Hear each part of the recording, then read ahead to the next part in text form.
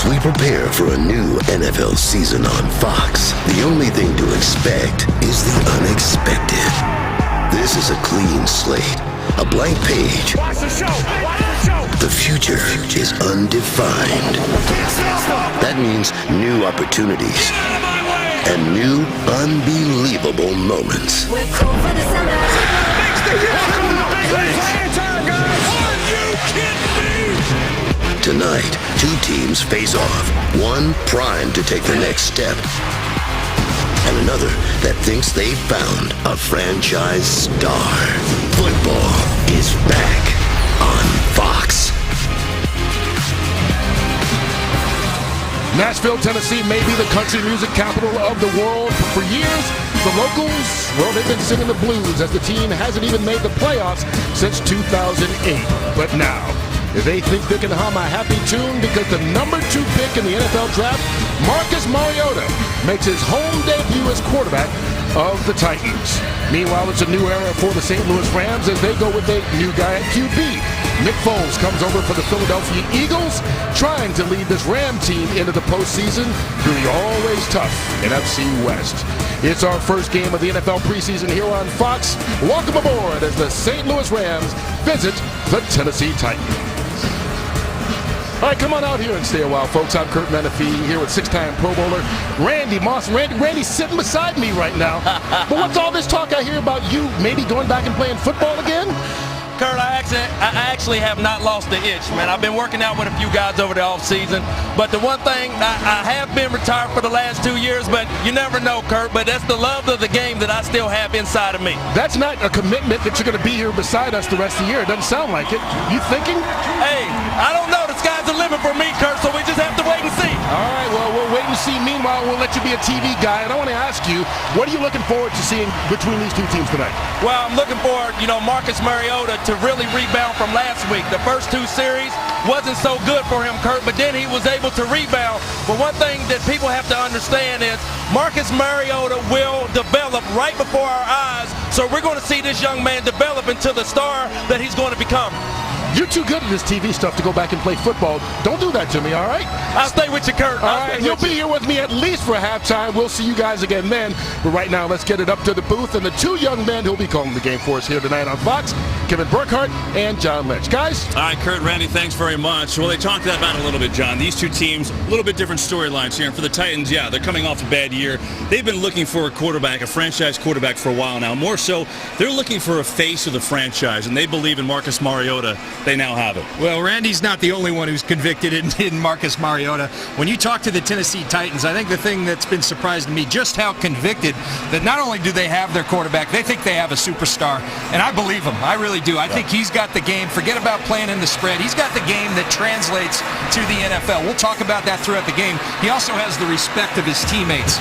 Started bad in Atlanta last week, faced some adversity. The way he responded, the teammates were glowing and gushing about Marcus Mariota. He's got a bright future ahead of him. Tough challenge today, though, against this Rams defense, which has the potential to be terrific, but they, too, have a new quarterback in Nick Foles, and it's a formula and a philosophy which you're familiar with, isn't it, with the Rams? Well, I think so, and I think that went into a lot of their thought behind acquiring Nick Foles. They're going to play to their defense. They're going to be a run-oriented team. Todd Gurley, they think the world of this young man. We won't see him tonight. Trey Mason, the run game's going to be their foundation. Play action off of it, pushing the ball downfield with a guy they think can protect the football, really play to that defense. All right, other than the quarterbacks, let's check out today's DirecTV players to watch. John, who are we looking at today? Well, when you think about the St. Louis Rams, Tavon Austin comes to mind as a guy that's flat out explosive. We'll see him in the return game. What struck me being with the Rams, how much he's going to be a part of this offense this year. They want to get him the ball in space.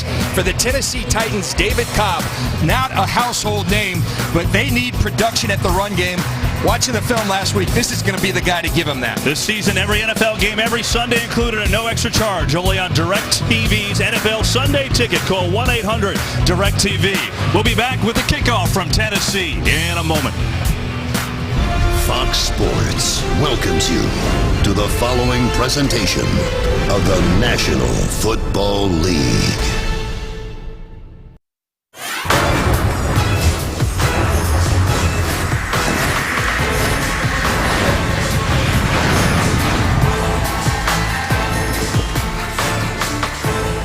And the kickoff from Nashville coming up in just a few moments. It is hot and steamy here tonight. Preseason week number 2, 87 degrees. Why don't we go down to the field now, check out the third member of our broadcast crew, Pam Oliver, with more on the new Titans quarterback. Pam.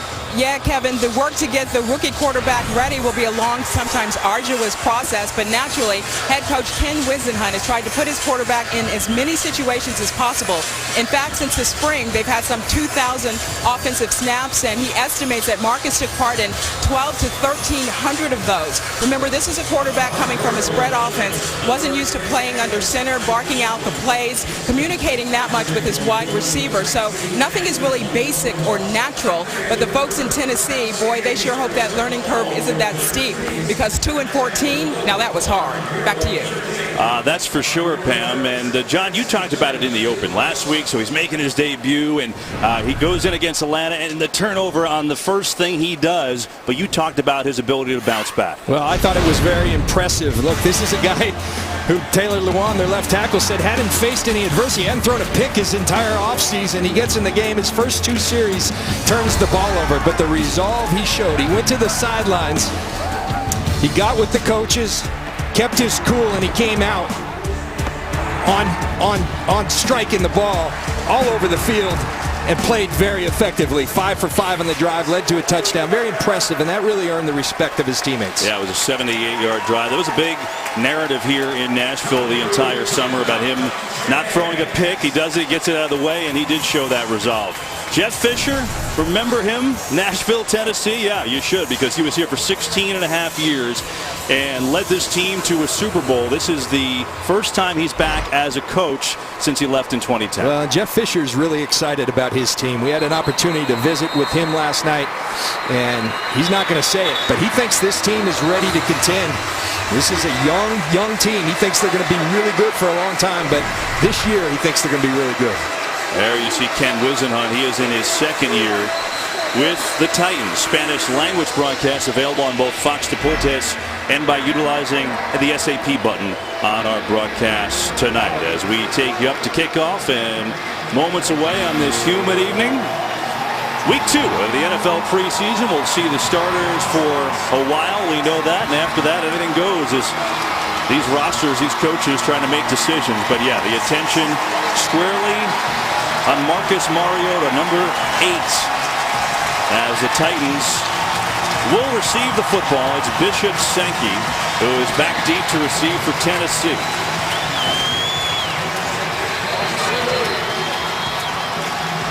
And the ball falls off the tee, so Greg Zuerlein, who has a monster leg, will get into it and kick it off in just a moment.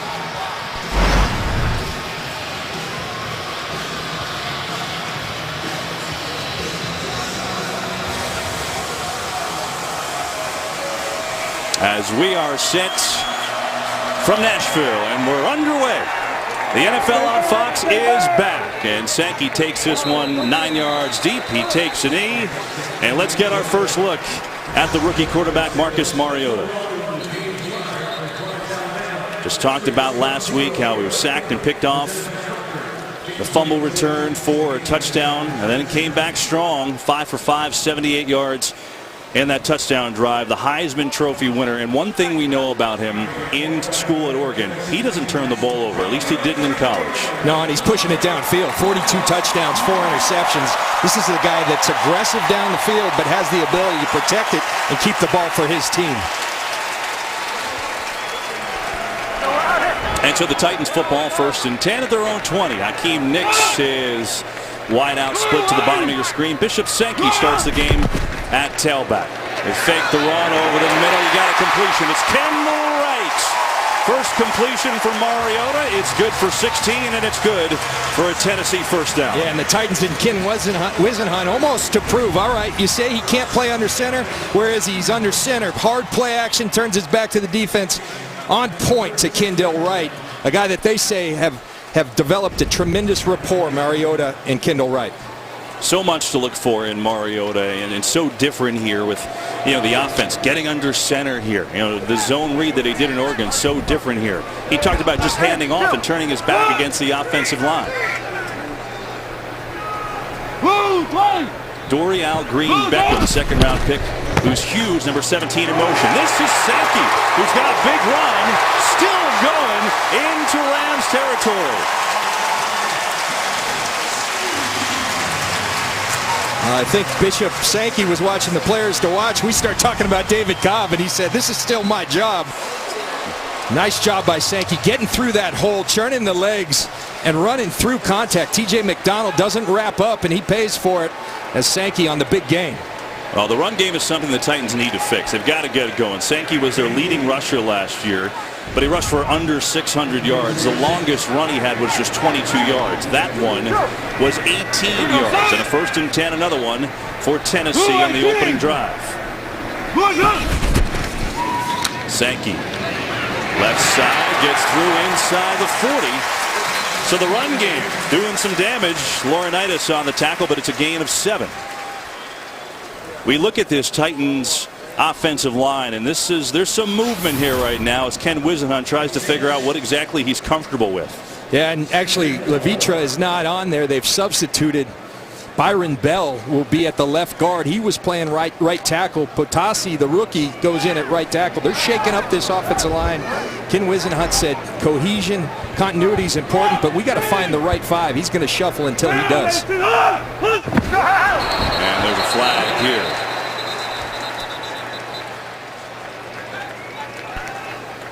We'll see what this penalty is on, and Walt Neutral Anderson. zone infraction, number 93, defense. 5-yard penalty, 1st down. Walt Anderson in his 13th season running things here tonight. Well, John, you talked about the offensive shuffling. Kevin, really quick. Mariota, these are the things people talk about. Wise beyond his years on us. Here we are in his 3rd series. The hard count from the shotgun that draws off Westbrooks. He does a lot of things that come natural to him that aren't necessarily natural for most rookies at that position. So a good drive. We'll get to the other line in a second. Another 1st down, 1st and 10. From the 34. Sankey again, and not much there. Robert Quinn was in on the tackle without a helmet, no gain. Talking about the offensive line, we showed you what was their starting line really at the beginning of this week, but it's changed. Levitri, who has got a big contract, is on the bench, and Jeremiah Putasi, who is a guy they picked in the 3rd round, is getting a chance to start at right tackle tonight. And again, they're looking for that right combination. They understand that they got to protect their investment in Marcus Mariota. Their run game was putrid last year. They're looking for that right combination. It starts up front. They're trying to find it. Who the mic? Who?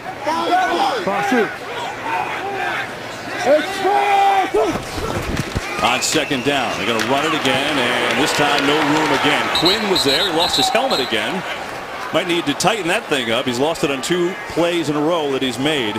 Against this Ram defense that, John, they're young, they're to a degree untested, but they have a chance to be special. Well, great 4-3 defenses start up front. When you've got Robert Quinn, Aaron Donald, Chris Long, the names just keep coming with Brockers. Fairley is a backup. That's what makes this defense, and they're very, very high on this defense, as am I. I think it's going to be one of the young defenses that excels in this league for a long time. 3rd and 12 for Mariota and the Titans right now. Blitz coming. Picked up to a degree over the middle. Knocked away. Knocked away by LaMarcus Joyner, the nickel corner. He was looking for Kendall Wright, and it's 4th down. LaMarcus Joyner is a guy that came in last year as a rookie and showed he was ready to compete and make plays. They wanted to get him on the field. The nickel package is the way. He makes a fine play. Nice ball by Mariota. That's just a good defensive play by Joyner. So the Titans put together a nice drive. 6 plays, but it stalls just outside of field goal range. So they're going to punt it away with Brett Kern, who's a terrific punter. Doesn't have a lot of field to work with here.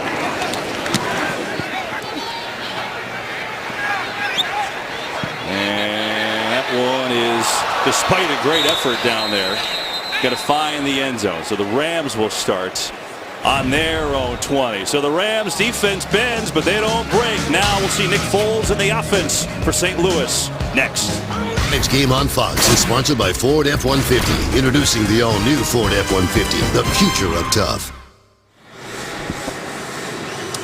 Let's see the Rams on offense for the first time tonight, and it's Nick Foles, who was acquired from the Eagles for Sam Bradford. 14-4 career as a starter. He was hurt for half of last year, and he's now running the show for Jeff Fisher in St. Louis. On a first down with Trey Mason, the running back, and second-year Matt out of Auburn gets it, goes nowhere. Cody Sensabaugh, the cornerback, was there, so was Al Woods. Rams, interesting on the offensive line. They look to be starting 2 rookies on the right side, and Jeff Fisher extremely high on both of them. Yeah, Jamon Brown, he flat out told us he's a Pro Bowl player. I mean, that's high praise from Jeff Fisher. You look at their skill players, Trey Mason holding it down right now, but Gurley is the guy that they're all so excited about. Kenny Britt and Tavon Austin out at the wide receiver positions. No gain on the last run, so a 2nd and 10. Foles, near side. It's the former Titan Kenny Britt who's got the reception. He's going to be out there for about 8 yards. Britt actually had a career high 48 receptions last year, reunited with Jeff Fisher, and the boos from the crowd. He had some tumultuous times here in Tennessee. There is Todd Gurley, who the Rams drafted 10th overall. He's rehabbing from a torn ACL. Expects to be ready for the start of the season. And from all accounts, they say this kid's special. I watched him in college. I feel the same way. But Jeff Fisher, that entire staff, when they talk about Todd Gurley, they think they have a special player on their hands. 3rd and 2. They're going to run it up the middle. It's Mason, and he's got a first down for Tennessee. Well, let me ask you about Gurley. It's the highest drafted running back since Adrian Peterson. What it makes him so special? Why is everybody drooling? Well, he's got it all. He's big. He's fast. When you combine that kind of size and speed, along with the vision and balance that Todd Gurley demonstrates, you've got a special player. He's coming off an ACL, about 10 months come September. Jeff Fisher doesn't think he needs to play in preseason to be ready for the regular season. We'll see if he's ready that first week, but they know they have a bright future ahead of him for a long time. And they want to run like they do here with Mason, who...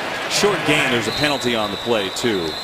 You know, and what does that say about Mason, who only started the last 8 games as a rookie and still rushed for 765 yards? Number 79, offense. 10-yard penalty, still first down. That's on the right tackle, the rookie Rob Havenstein. So the Rams have 1 and 1A running back, and they want to grind you out there on the ground. Well, that's their plan. They want to wear teams out. They want to play to that great defense. And new offensive coordinator Frank Cignetti, more of a West Coast type system. But don't be confused. This is more of a Seattle West Coast system that starts with the run, heavy play action, and they think Nick Foles is the perfect guy to run that offense for him.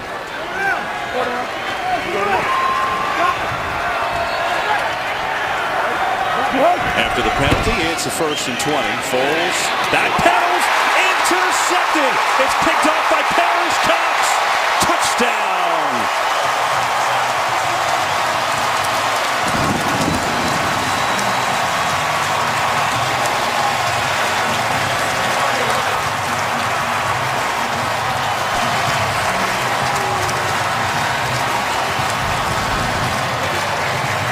You're going to see Parrish Cox. He's lined up outside, pressing, and it just comes in. A miscommunication between Tavon Austin and Nick Foles. Parrish Cox says thank you very much and takes it to the house. Parrish Cox, a big free agent acquisition at the cornerback position. Dick LeBeau feels he's going to make this defense a lot better. He's one of the many acquisitions that Tennessee has on defense. Now we'll see something that looks so funny. I mean, an extra point that they're snapping from the 15-yard line. It's a new rule this year, and it's one of those things they changed up, try to make it more challenging. So essentially it's a 33-yard field goal. And the kick is up by Suckup, and it's good. So the Titans defense strikes first. Parrish Cox, the former 49er, with the interception and a 24-yard touchdown return. And it's 7-0 Titans here in the first. We're back. Tonight's game on Fox is sponsored by the Samsung Galaxy S6 and S6 Edge. Well, defense striking for the Titans. They brought in some significant free agent additions. Here's what happened. Well, watch Parrish Cox right here. Clear inside leverage. They're playing it too deep. Now, Kenny Britt's got to get inside of him, but that's a ball Nick Foles can't throw. I talked in the open. One of the things they love about Nick Foles is the way he protects the football. Bad decision by Nick Foles right there. Well, Cox had 5 interceptions with the Niners last year. And he gets one in the preseason. Here's Isaiah Peed looking to take it on out. From 8 yards in, he will. Peed out across the 20, and that's where the Rams will try again with their second possession of this first quarter. 7:57 to go. Kenny Britt. Nick Foles saying, what happened there? What happened was a pick 6. This game is sponsored by DraftKings. 1 week fantasy football at DraftKings.com. And by Everest, the most intense IMAX 3D experience. In theaters September 18th. Second offensive possession for St. Louis after Nick Foles throws a pick 6 to Parrish Cox. 7-0 Titans here in the first quarter.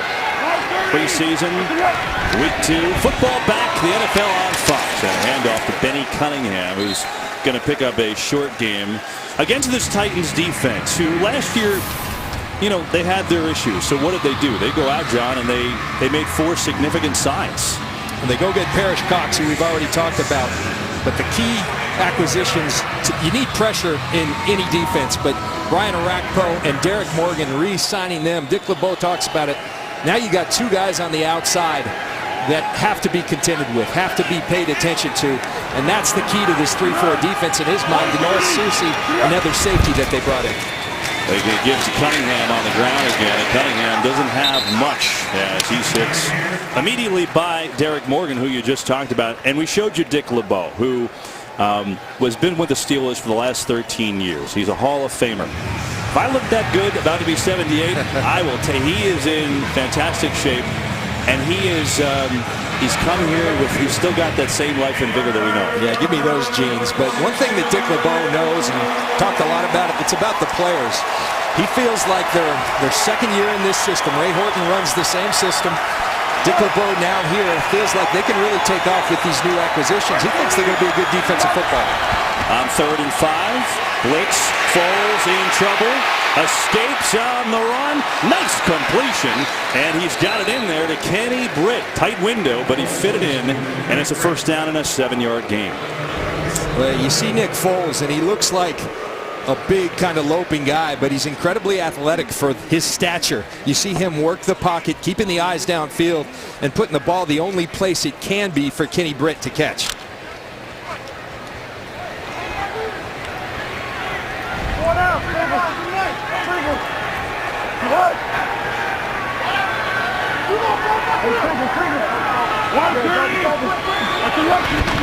On first down, here's Cunningham, cuts it back, and there is Brian Orakpo, the free agent sign. John, you talked about it. He came over a 4-year, $32 million deal from the Redskins. You know, for Orakpo, it's always been when he's healthy, he's been tremendous. Yeah, 3 times his pectoral injuries, but watch the 2 bookends. You got Morgan setting the edge here, and here comes Orakpo to clean it up. Those are the bookends that you think about the great Pittsburgh defenses, James Harrison, Greg Lloyd, those type of guys manning that position. It's a critical position in this scheme. They feel like they have 2 guys that, if they stay healthy, can be force. 4-man rush, Foles looking for Tavon Austin, and that's incomplete. And that'll bring up a 3rd down and long. Tavon Austin is an interesting guy. You know, the Rams, they went up and traded with the Bills 4 picks to get him in 2013. And Nick Foles said, we still haven't seen what he can do. And that was compliment saying it's coming. Yeah, I think we've all seen what he can do as a returner. In just hearing the Rams last couple days, he's going to be a big part of this offense under their new coordinator, offensive coordinator, Frank Cignetti. They want the ball in his hands in space, and you can understand why. Last week, second play of the game, he goes 50-plus yards on a screen behind the line of scrimmage. 3rd and 9. Pressure. Foles steps into one and an overthrow, looking for Stedman Bailey, but that one wasn't close as Carl Klug had some pressure, and the Rams will punt it away. Carl Klug, every time you cover the tight ends or watching film throughout this league, he's one of those guys not supposed to be here. His profile doesn't necessarily match up, but all he does is continue to get pressure on quarterbacks. Has a tremendous motor, showed it right there. Well, we were talking about the Rams returner and Tavon Austin. This guy is a terrific returner, too. A Pro Bowl returner in 2013, Dexter McCluster. Waits back. Good hang time here. Fair catch, and he's tripped up. And Corey Harkey will down that thing inside the 30-yard line. And the Titans will take over. We'll see Marcus Mariota one more time. But Dick LeBeau, we were talking about him running the show on defense. Telling his guy Parrish Cox, nice job. But hang on, there was a flag. During the kick, holding number 58, receiving team. It's a 10-yard penalty from the end of the kick. First down, St. Louis. Timeout. That was on Kalen Burnett. So the Titans will move on back. We will see Mariota. Chance number 2. His Titans up by 7. Well, John, you got to start him early, right? Get the Titans gear, and she has all kinds of energy. He's already got the Mariota jersey. He and Dad. That's great. And they'll see their man Mariota on the field for the second time. After a good first drive that stalled. Play pass. On the run. Throwing on the run. He's got a man. Is wide open to the tight end. It's Craig Stevens. So Mariota on the run. Delivers. And it's a gain of 35. Well, Marcus Mariota continuing to show that he can adjust to playing under center, the hard play action, and this is where he's so effective. You see the speed getting outside, and then the tremendous touch and placement, throwing the football on the run right where it needs to be for Craig Stevens. Stevens guy, good blocker, not normally known for his receiving. He'll make this team. Dexter McCluster in the backfield. They're going to swing it near side to Justin Hunter, dancing around looking for something, but he's got nothing. As Janoris Jenkins on the stop. It's interesting. We know at Oregon Mariota was a running weapon. He has great speed. He ran a lot. So everyone around here in Nashville, when's he going to run? And we talked to him about it, and I think it'll come when it shows itself. Well, and I loved his answer. You asked him about that. How are you going to handle that in the NFL? Are you going to not run because you're not supposed to as an NFL quarterback? He said, I'm going to trust my instincts. Same thing I've done since I played football as a kid. I'm going to trust that. I think that's what you have to do. But Ken Wisenhut's done a nice job throughout camp of keeping him in the pocket, getting him comfortable there first. Gives and a big run. It is Sankey to the 25. He's had a couple nice moments today. Bishop Sankey, the second-year man, hit an 18-yard run earlier. That one good for 19. Tremendous job by the left guard, Byron Bell, getting that seal in his new position, creating that alley for Sankey. And Sankey is coming out running more inspired. You know, competition brings out the best in everyone. And he's been hearing about David Cobb, this rookie who ran so well versus Atlanta, and running with a little more juice and vigor this week. He was the highest drafted running back last year and didn't have the year that he wanted. But with David Cobb, as you said, breathing down his neck, inspired today. Here's Cobb again, spinning and falling forward. Or Sankey, I should say, not Cobb. So Sankey's going to get 3. You know, Kevin, you talk about all the things that are foreign for Marcus Mariota. One of them is this right here, a huddle. He hadn't huddled since high school, and he barely did it in high school. They just didn't. They ran at warp speed, and we talked to him. He said he actually likes the huddle, the opportunity to communicate with his teammates. And he says, I'll play at any tempo. We have the ability to go up tempo, but I kind of like slowing the game down as well. Easy, go on it. Go on it. Go on it. Play clock at 2. Mariota gets it off. Blitz coming. In trouble. Looking to get away and throws it away. Question is, no, he was not outside the tackle box. And that's going to be a grounding. James Laurinaitis came on the blitz. Well, it's maybe preseason, but the Rams aren't shy setting the blitz tonight, are they, Sean? Well, if you know Greg Williams, he's going to bring the house. And Greg Williams coming back to Tennessee, you know he's going to bring the house. That's exactly what he did right there. James Laurinaitis and Robert Quinn breathing all over Marcus Mariota's neck. He does not get outside that pocket. For intentional ground, and the quarterback was out of the pocket. Well, it turns out as we look at it, and we have Mike Pereira with us Personal foul, unnecessary roughness in the booth tonight in Nashville. And Mike says he was indeed outside, and that's what you hear the call from Walt Anderson. So he did get outside as we look at that replay. Let's look at it again. Will be half the distance to the goal. First down. Mike, let's bring you on here. Penalties against the Rams there. Take us through the play. Yeah, remember the key is here when you look to see where the ball is snapped. All right, and this ball was snapped on the left hash. Yeah. So if you get in the vicinity of the right hash, really past the center of the field, you're outside the tackle box. You're outside the edge of the tackle. So he did make it outside the pocket, and the ball landed beyond the line of scrimmage, extended out of bounds. Now, Mike, Jeff Fisher wasn't too happy there. You ever get any of those calls from Jeff Fisher? Not anymore, but I did, that's for sure.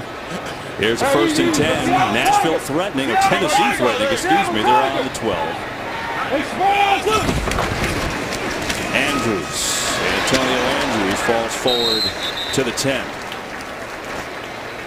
Well, Kevin, one thing that you can see Ken Whisenhunt is trying to establish here today is this run game. They've talked a lot about they need to be tougher. They need to be physically tougher as a football team. There's no better way to demonstrate that than running the football right at someone, and that's what they've done today, and they've done it better than they have in a long time. They've been working very hard. They've had a physical training camp. You're seeing it pay dividends right now. They bring the cluster in the game as Mariota goes in the gun. That's Fasano, number 80, the tight end, another free agent addition. Fake to McCluster. Mariota going to take it and run. Well, that looked a little similar to Oregon, didn't it? But Mariota run out of bounds by a guy who may be as fast as Alec Ogletree. Well, you see, they bring McCluster in. When he comes in, a defensive player says something up, so they use him as a decoy, get Mariota on the edge, and there you see that speed, and that's what makes him rare. He's 6'4", 225 pounds, but runs a legitimate 4.40. Rare speed that he can utilize effectively at this next level. So 3rd down, Titans can get a 1st down at the 2. They don't have to score a touchdown. Mariota has time. Slides left, throws, dropped! Right in the hands of Dexter McCluster. Mariota couldn't have placed it better. And a drop, and here comes a field goal try. Well, we've got the drop there, but you got to love this. The poise, the pocket presence by Marcus Mariota, going through his progression, working the pocket, staying alive, throws a strike. That ball's got to be caught by Dexter McCluster. Watch Mariota. He looks over to the right, nothing there. Let's move the pocket. Tremendous protection. Continues to keep that ball ready, locked and loaded, throws a strike. That ball's got to be caught. So instead, Ryan Suckup will attempt a 27-yard field goal.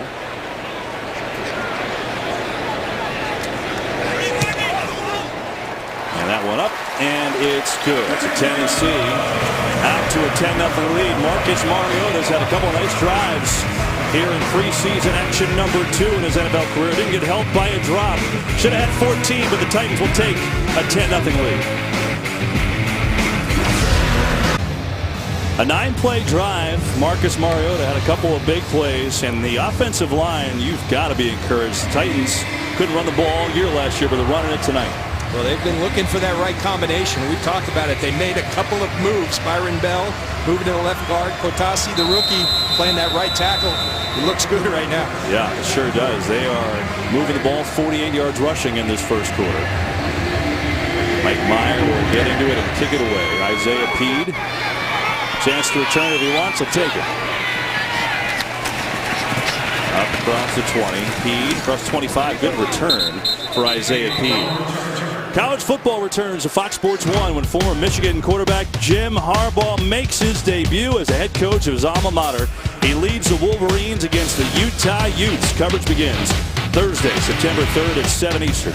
And the only place you can see it is on Fox Sports 1 and streaming live on Fox Sports Go. Khakis are included. Think there'll be a little fanfare for that one? Oh, gosh. So the Titans, they've moved the ball well twice. They had a drop touchdown and a drive that stalled just outside of field goal range. The Rams, Nick Foles threw a pick 6 to Parrish Cox and didn't do much the next drive. The 3rd time on the field for Nick Foles. and the St. Louis offense as Trey Mason comes back out as the running back.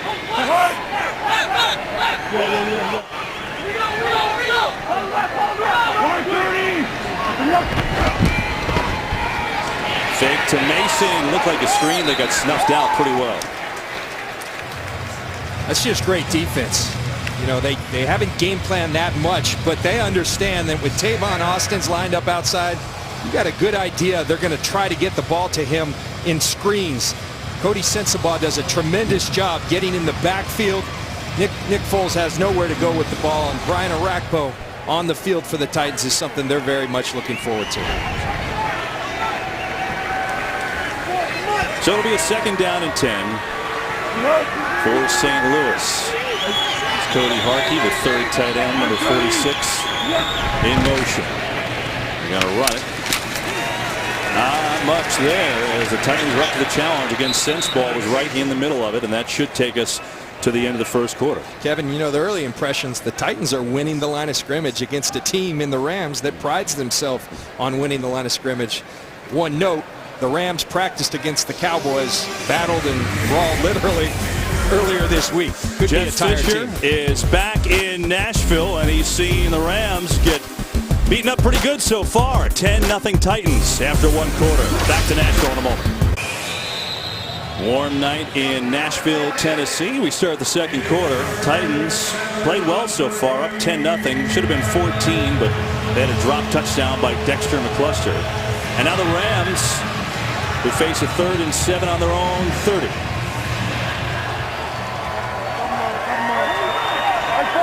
Nick Foles hit his first 2 passes, has missed on his last 4. 3rd and 7.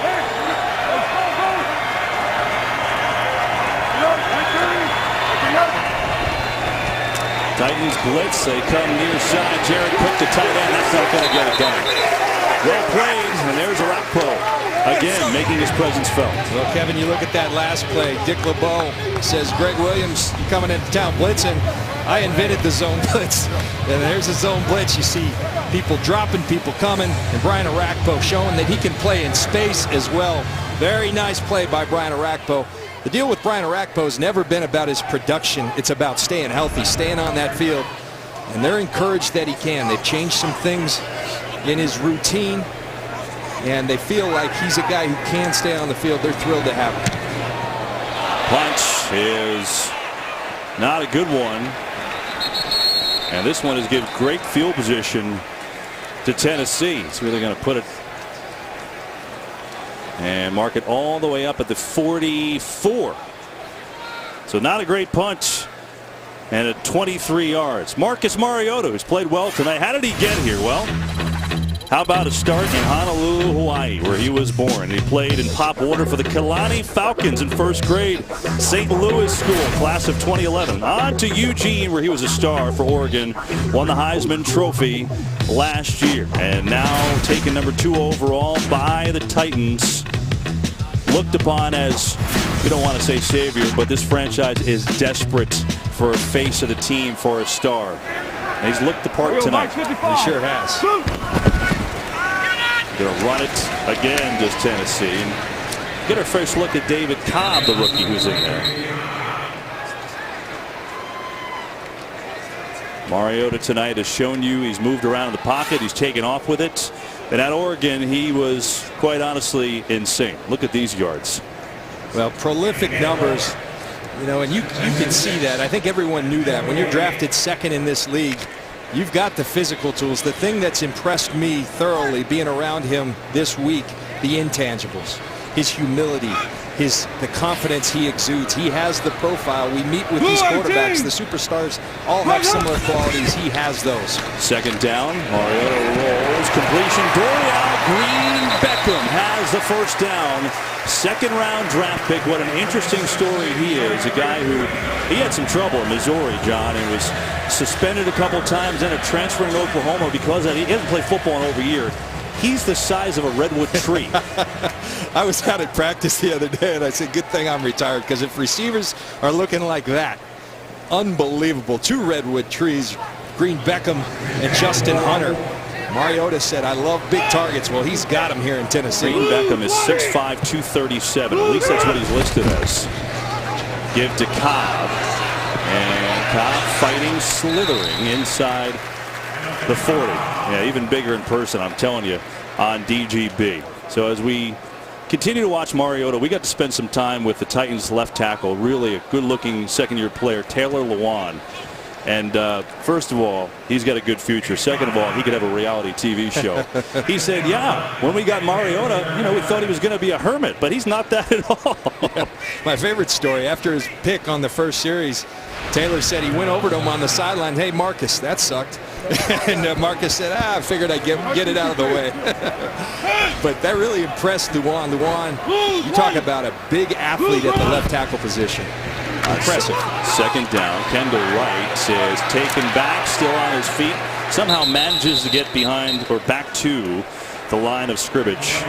You know, he had a lot of interesting things to say. Now, you asked him what needed to change on the Titans, and his answer was pretty telling. He said the overall toughness of the team. Well, Taylor Lewan, I mean, he's been vocal about it. A second-year player, but he's become the leader of this Titans offensive line, and in many ways their offense not going to tolerate losing. That's his attitude. He practices hard. Talking to a lot of the coaches, he's really emerged as a leader, and they sorely need that.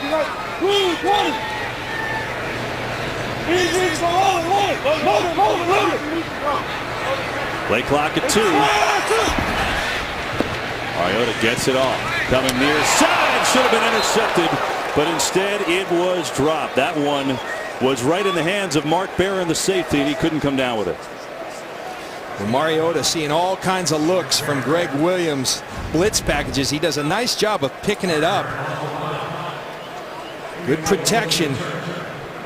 Mark Barron has it in his hands, but you see Mariota, his feet stop. His feet get inactive, and Mark Barron, reading the eyes of Mariota, very likely could have had that, should have had it. So Titans will have to punt it away. Brett Kern will punt it. Damian Williams back to receive at his own 10. Williams going to get out of the way. Look at that. Tennessee will like that one. Stop it right inside the 5. A 36-yard punt, no return. And now the Rams have a long way to go. They're down 10-0 here in the second quarter. Nick Foles in the offense back out there. This game on Fox is sponsored by Hyundai and by the new movie No Escape, in theaters everywhere Wednesday. Glad to have you with us tonight from Nashville. NFL on Fox is back, and we're excited about it. Preseason week number 2 for these teams. 10-0. Titans lead the Rams. Rams backed up here all the way on their own 5-yard line. Benny Cunningham in at tailback, and he's going to get it. Nice cutback. And Cunningham has a 5-yard gain. We talked about Jeff Fisher being back here in Nashville. He coached, the Oilers Titans for 16 and a half years. This is his 4th year in St. Louis. The Rams have had 8 straight losing years. What's the pressure factor on Jeff Fisher right now, John? Well, I think Jeff Fisher's pretty confident in his job, but you got to win in this league. Everybody knows it. Jeff knows that well. They feel like this team is right there. I think some things have to break their way, but I agree with them, led by this defense, because this defense is budding on the cusp of stardom. And I think Nick Foles, the idea to go out and get him, first of all, Sam Bradford couldn't stay on the field. Right. They got a guy in Foles that I think fits what they want to do offensively really well. You can score enough on offense, protect the football. This defense, if they progress the way they're supposed to, I think he's right. I think they're a team that's going to get to the playoffs. Really, the one thing against the Rams is that they're in a division with the team that's gone to the Super Bowl 2 straight years in Seattle, and a team that was, 9-1 when Carson Palmer was healthy last year before he went out for the year. So that's tough to contend with. On 3rd and 2. Run it again. Cunningham twisting, and it's close. See where they spot it. St. Louis, I'm sure, just looking for a little something, because See Cunningham right here dancing. You got a big hole there. Get downhill and get that first down. Instead, they are short and they're going to punt. You know, last week you talked about how they came out of the gate. They had the 2 quick plays, one to the tight end, and then Austin the big screen. But then they did nothing. So I'm sure they like to get a little momentum with the ones here before they take them out of the game. Hasn't happened. You just tuned in. Foles threw an interception, pick 6 to Parrish Cox for the Titans touchdown. So McCluster will get a chance to return one. Johnny Hecker, much better punt this time. Here's McCluster, and not much doing. Rams cover it well.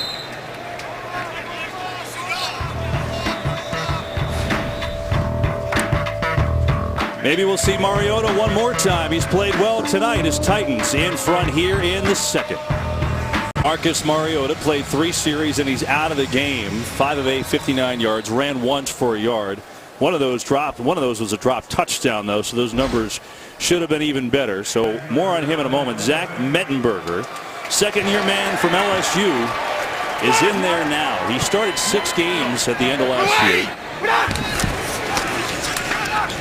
And here's McCluster coming to your side. Takes a hit, still going. Nice run by Dexter McCluster. More on Mariota. What'd you think? I thought it was another strong performance. I think, you know, we saw a lot. Everybody is wondering, can he make the transition to traditional NFL offenses? We saw him under center a lot. We saw him with hard play action. He threw the ball accurately, threw it effectively. I think the most encouraging thing, because I'm not worried about him if I'm a Titans fan, I'm worried about what's around him, the way this offensive line played. I think the skill is coming on here, but the way the offensive line played and protected Marcus, I think is very encouraging for the Titans. Yeah, that's for sure. So Mettenberger is going to hand to the rookie David Cobb, who doesn't have much. Well, I don't know if this has anything to do with Mariota being out of the game, but this was interesting. This happened on the last drive, John. Well, watch this. Here's the zone read we're seeing more and more. Watch the way that they go attack him and hit him. This is what NFL defenses are going to start to do. We saw a controversial play with Terrell Suggs on Sam Bradford. He's not in a passing posture after the fake, and he's legal. We talked to Mike Pereira about that. NFL teams are going to be doing this more and more, and that's something that Marcus Mariota is going to have to contend with. Remember, a couple of years, Robert Griffin started putting his hands up. Blitz, Mettenberger complete. First down and more. Hakeem Nicks breaks the tackle. Still going inside the 20. A big play to Hakeem Nicks. He's down to the 15. Signed a 1-year deal to come here and add to this receiving core. He picks up 40. And talking to Ken Wisenhunt, he told me the other day and talking about his receiving core, don't sleep on Hakeem Nicks. He's been a guy who's been quiet for a couple years, but we're seeing something that we necessarily didn't see on film the last couple of years. A little more burst in his step.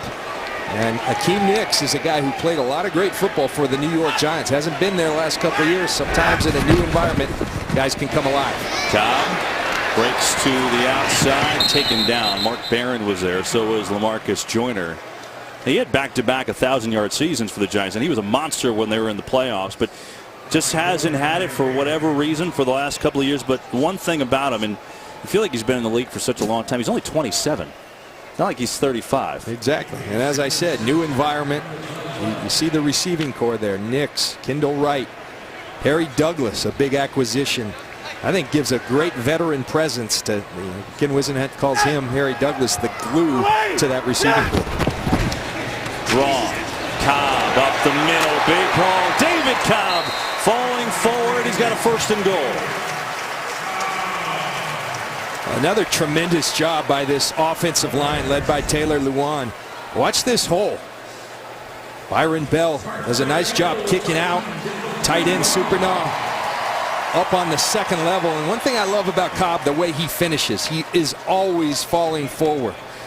He's a hard runner, and you see here at the end, those are the hidden yards. I've never seen the kid, it's only been 1 week, but he doesn't get knocked back. He churns his legs and he falls forward.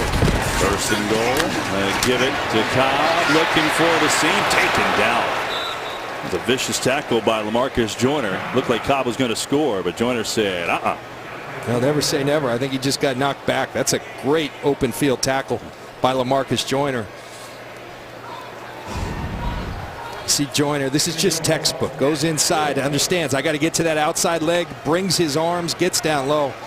They're very high on LaMarcus Joyner, and this is the reason why. A physical corner, has played some safety as well. A real bright future for LaMarcus Joyner. Mettenberger in the shotgun on a second and goal. Cobb, and is not going to get there. The Rams defense tightening up on David Cobb. Cobb's a really good kid. We got a chance to sit with him, John, and he's worn 27 his entire time until here, of course, because his favorite player was Eddie George, of course, one of the greatest players to ever play here, right? Said when he was a kid, he liked his mouthpiece. And so there you go. He wore it as a youngster in Pop Warner. He wore it all through college. He's out of the game right now. As a 3rd and goal. Mettenberger over the middle. He's got it. Touchdown. Chase Kaufman, the tight end. I'll tell you, Kev, it doesn't take long being at a Tennessee Titans practice. You so much on Mariota, but then all of a sudden you see Mettenberger throw the football. He has what you call a live arm. This ball comes out of his hand nicely. He threads the needle right there. Wow. You can't throw it any better than that. Chase Kaufman had a big week in week 1. This team is very talented at the tight end position. Just a perfectly thrown ball by Zach Mettenberger. I mentioned John last year. He started 6 games. He missed the last 3 with a shoulder injury. He came on late in the year, and he didn't win a game, but he made some of those throws that you talked about. So here's the extra point, that new rule, essentially the 33-yard extra point. And it's up and good. It's been an impressive performance from the Titans, preseason or not. They've moved the ball, they've played defense, and they've got 17 points on the board. 17-0 Tennessee here in the second. Well, this is the future of this team. Marcus Mariota, of course, he's got the keys to the franchise, but that's pretty good. A rookie came in and took a job that Zach Mettenberger thought he had. Yeah, I know what he's thinking, bro. That was a big-time throw because that was pretty.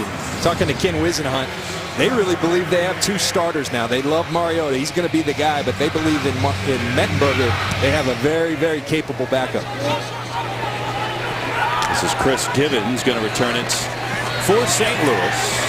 And he's out and taken down across 20. John, the Titans have very big wide receivers, and we now have proof to show you. Well, Kevin, it's preseason, you know, and we're getting ready on a lot of levels, including celebrations. And after Kaufman caught that ball, there's one of those big receivers.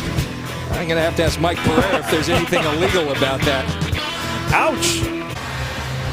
Titans have had good tight end play in this camp, and Mike Mularkey, who coaches the tight ends, also the assistant head coach to Ken Wisenhunt, also looks remarkably close to Kevin Costner.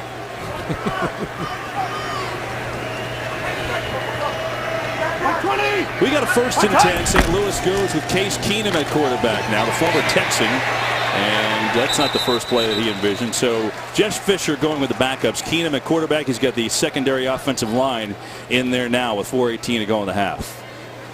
And I'll tell you, Jeff Fisher, in talking to him, one of the things he talked about, we may be a tired football team, not making excuses, but they scrimmaged 2 hard days out there in California, Oxnard, California, against the Dallas Cowboys, and he knew his team was going to be a little bit tired, but he felt the value. He said, we stole another preseason game in my mind with those 2 days of hard practices.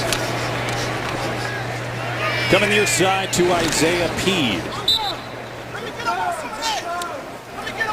Peed's got a short game as Mettenberger gets ready on the Titans sideline. Glad to have you aboard on a Sunday night. Hey, John.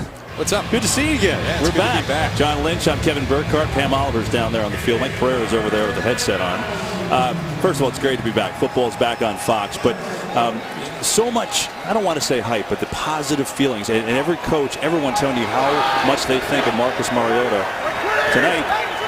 You saw it, right? I mean, you liked what he did. Oh, absolutely. Let's look at Keenum here. Nice throw.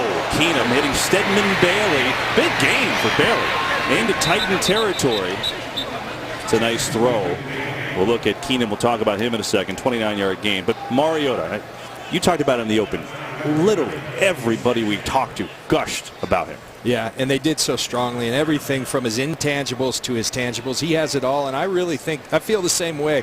You know, a lot of talk about how these spread quarterbacks are going to transition to the NFL. I think the Oregon system's a little bit different. It's not a true progression-based system, but talking to Kid Wisenhunt, that's something they studied, and how quickly he processed information, how thoroughly he had to process information in that system. His recall are all things that they look long and hard at, and he excels at. And I think everything that he does translates to having a big-time career. He's got a big arm.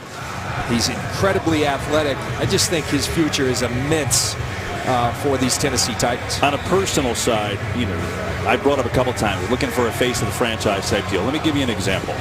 So after just about every practice, he pulled aside 25 kids who were here at training camp and spent a little time with them, signed autographs, just extra time with the kids. I asked him when we met with him the other day, why? And why was that special to you? As Keenum on second down, it's Bailey. And he makes the catch, not for a first, though. He said, because I was one of those kids.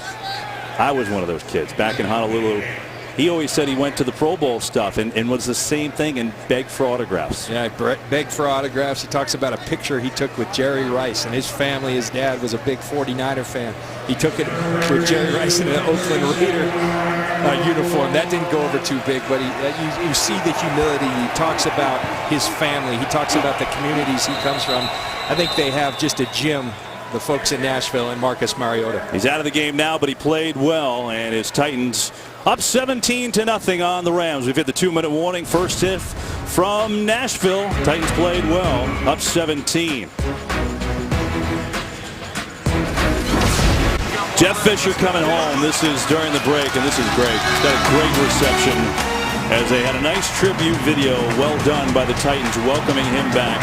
17 years, or I guess 16 and a half, when he took over with the Houston Oilers. And of course they moved here to Nashville, became the Tennessee Titans.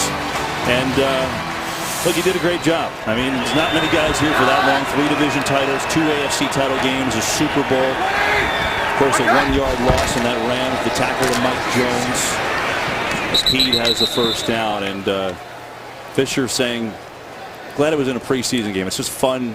He's going to try and enjoy being back. Yeah, I've been there and done that in a regular season game. Not a lot of fun. I was with the Broncos going back to Denver, so I think he's right about doing it in the preseason. He could enjoy the moment, and he's beloved here, and he got a tremendously warm welcome from the fans here in Nashville. Yeah, nice job by the fans. He's still got a place here in the Nashville area, so he does come back here a lot. Just hasn't been back as a coach until tonight. Case Keenum leading a nice drive meanwhile. Going to set up a screen to Isaiah P. A spin move, but tackled there by Cody Riggs, number 37. You may remember, if you're a huge football fan, his father by the name of Gerald Riggs. Real good player. Pro Bowl running back for the Atlanta Falcons, Washington Redskins. But this is a guy, undrafted free agent from Notre Dame. And Dick LeBeau spoke about him glowingly. He's a young free agent, but Dick LeBeau said he's going to help us. He's a guy who's really been turning a lot of heads. You see him fighting off the block and making a very nice tackle in open space. He played the most defensive snaps of anyone last week in their game against Atlanta. You obviously want to get a long look at him. He's in there already.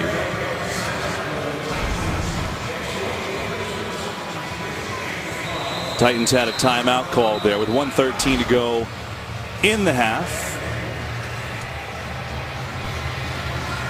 Reminder, college football back on Fox Sports 1 when former Michigan quarterback Jim Harbaugh makes his debut as the head coach of his alma mater, leading the Michigan Wolverines against the Utah Utes. Coverage is Thursday, September 3rd at 7 Eastern. The only place you can see it is on Fox Sports 1 and streaming on Fox Sports Go. Second down for the Rams. Keenan airing it out near side, incomplete. He was looking over there for Chris Givens. And it brings up a 3rd down and 11. I think for the Rams that Foles is obviously the starter. Case Keenum and Austin Davis, who played a lot last year, likely battling it out for the backup job. And they drafted the kid in the 3rd round from Oregon State, Sean Mannion, who you would think they're taking him in the 3rd round. He's not going anywhere. So Keenan trying to fight for a job. 3rd and 11. The minute 9 to go in the half. Blitz coming. Keenan just throws it off his back leg. Nowhere to go. He had no shot on that one. And this is what you get when you have a Dick LeBeau coached defense, and it's tough in the preseason because you haven't prepared, you haven't game planned. But watch, you got people crossing, you got people coming from all angles. 57 comes unblocked in case Keenum does what he needed to do, just throw the football away. Going to try a field goal here. 52 yards by Greg Zuerlein, who's got a big-time leg. This is child's play for him normally. And he shanked it. He hooked it. I did give him the old jinx, John, but it's preseason, so you can't kill me for it.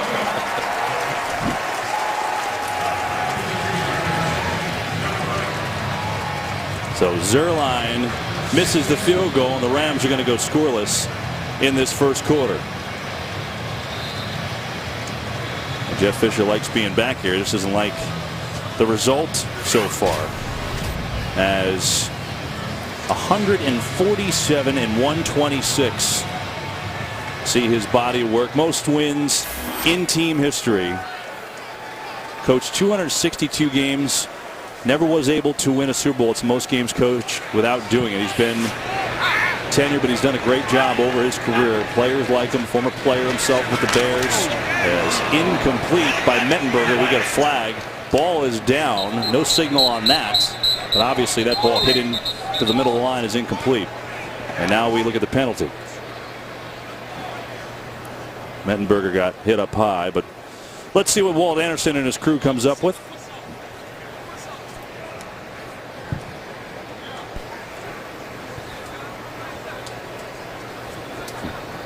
Now this is big, John. At halftime, think they're ready to go to tear up this field at Nissan Stadium? An incomplete forward pass. There are fouls by both teams. Pass interference, number 89, offense. Personal foul, roughing the passer, number 97, defense. Those fouls all set. It's first down. All right, there you go. The Indians are raring to go. That's awesome. That must be thrilling for them to get a chance to play out here after watching the big boys do their thing. So 56 seconds left. Titans have 2 timeouts. Mettenberger trying to run the 1-minute drill here.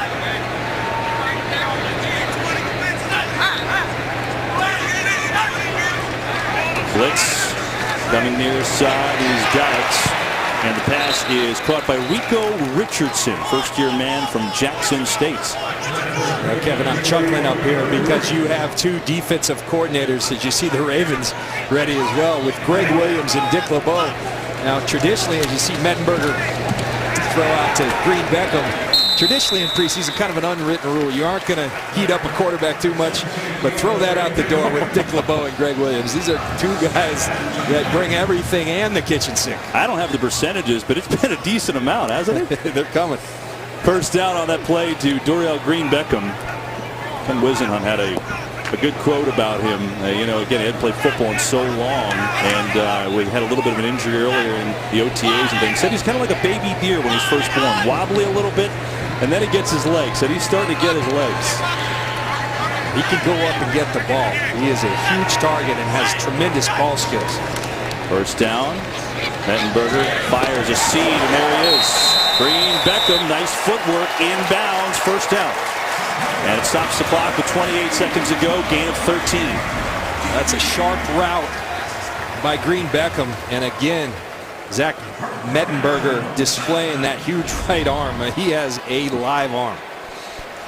Back to throw it again. Near side again. Get DGB involved. Spin. Nice move. He's on display. And see where they mark it. And that'll be another first down, I believe. Yep, move the chains. Well, Ken Wisenhunt said he's growing right in front of our eyes, and we're seeing it.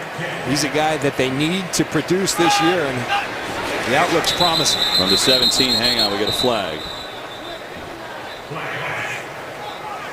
And the initial signal is on Tennessee. Prior to the snap, ball start, number 68, offense. 5-yard penalty. It's still first down.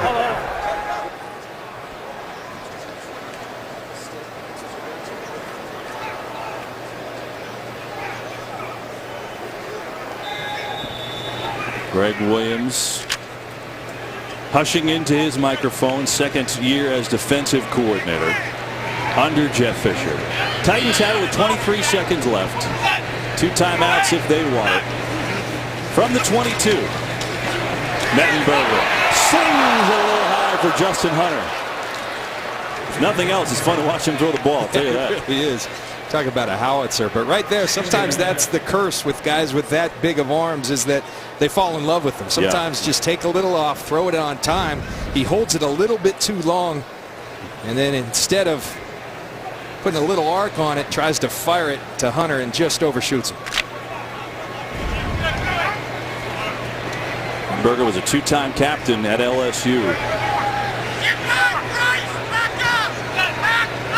18 seconds left in the half. Got time. Going, looking for Hunter again. Incomplete. Same type of deal.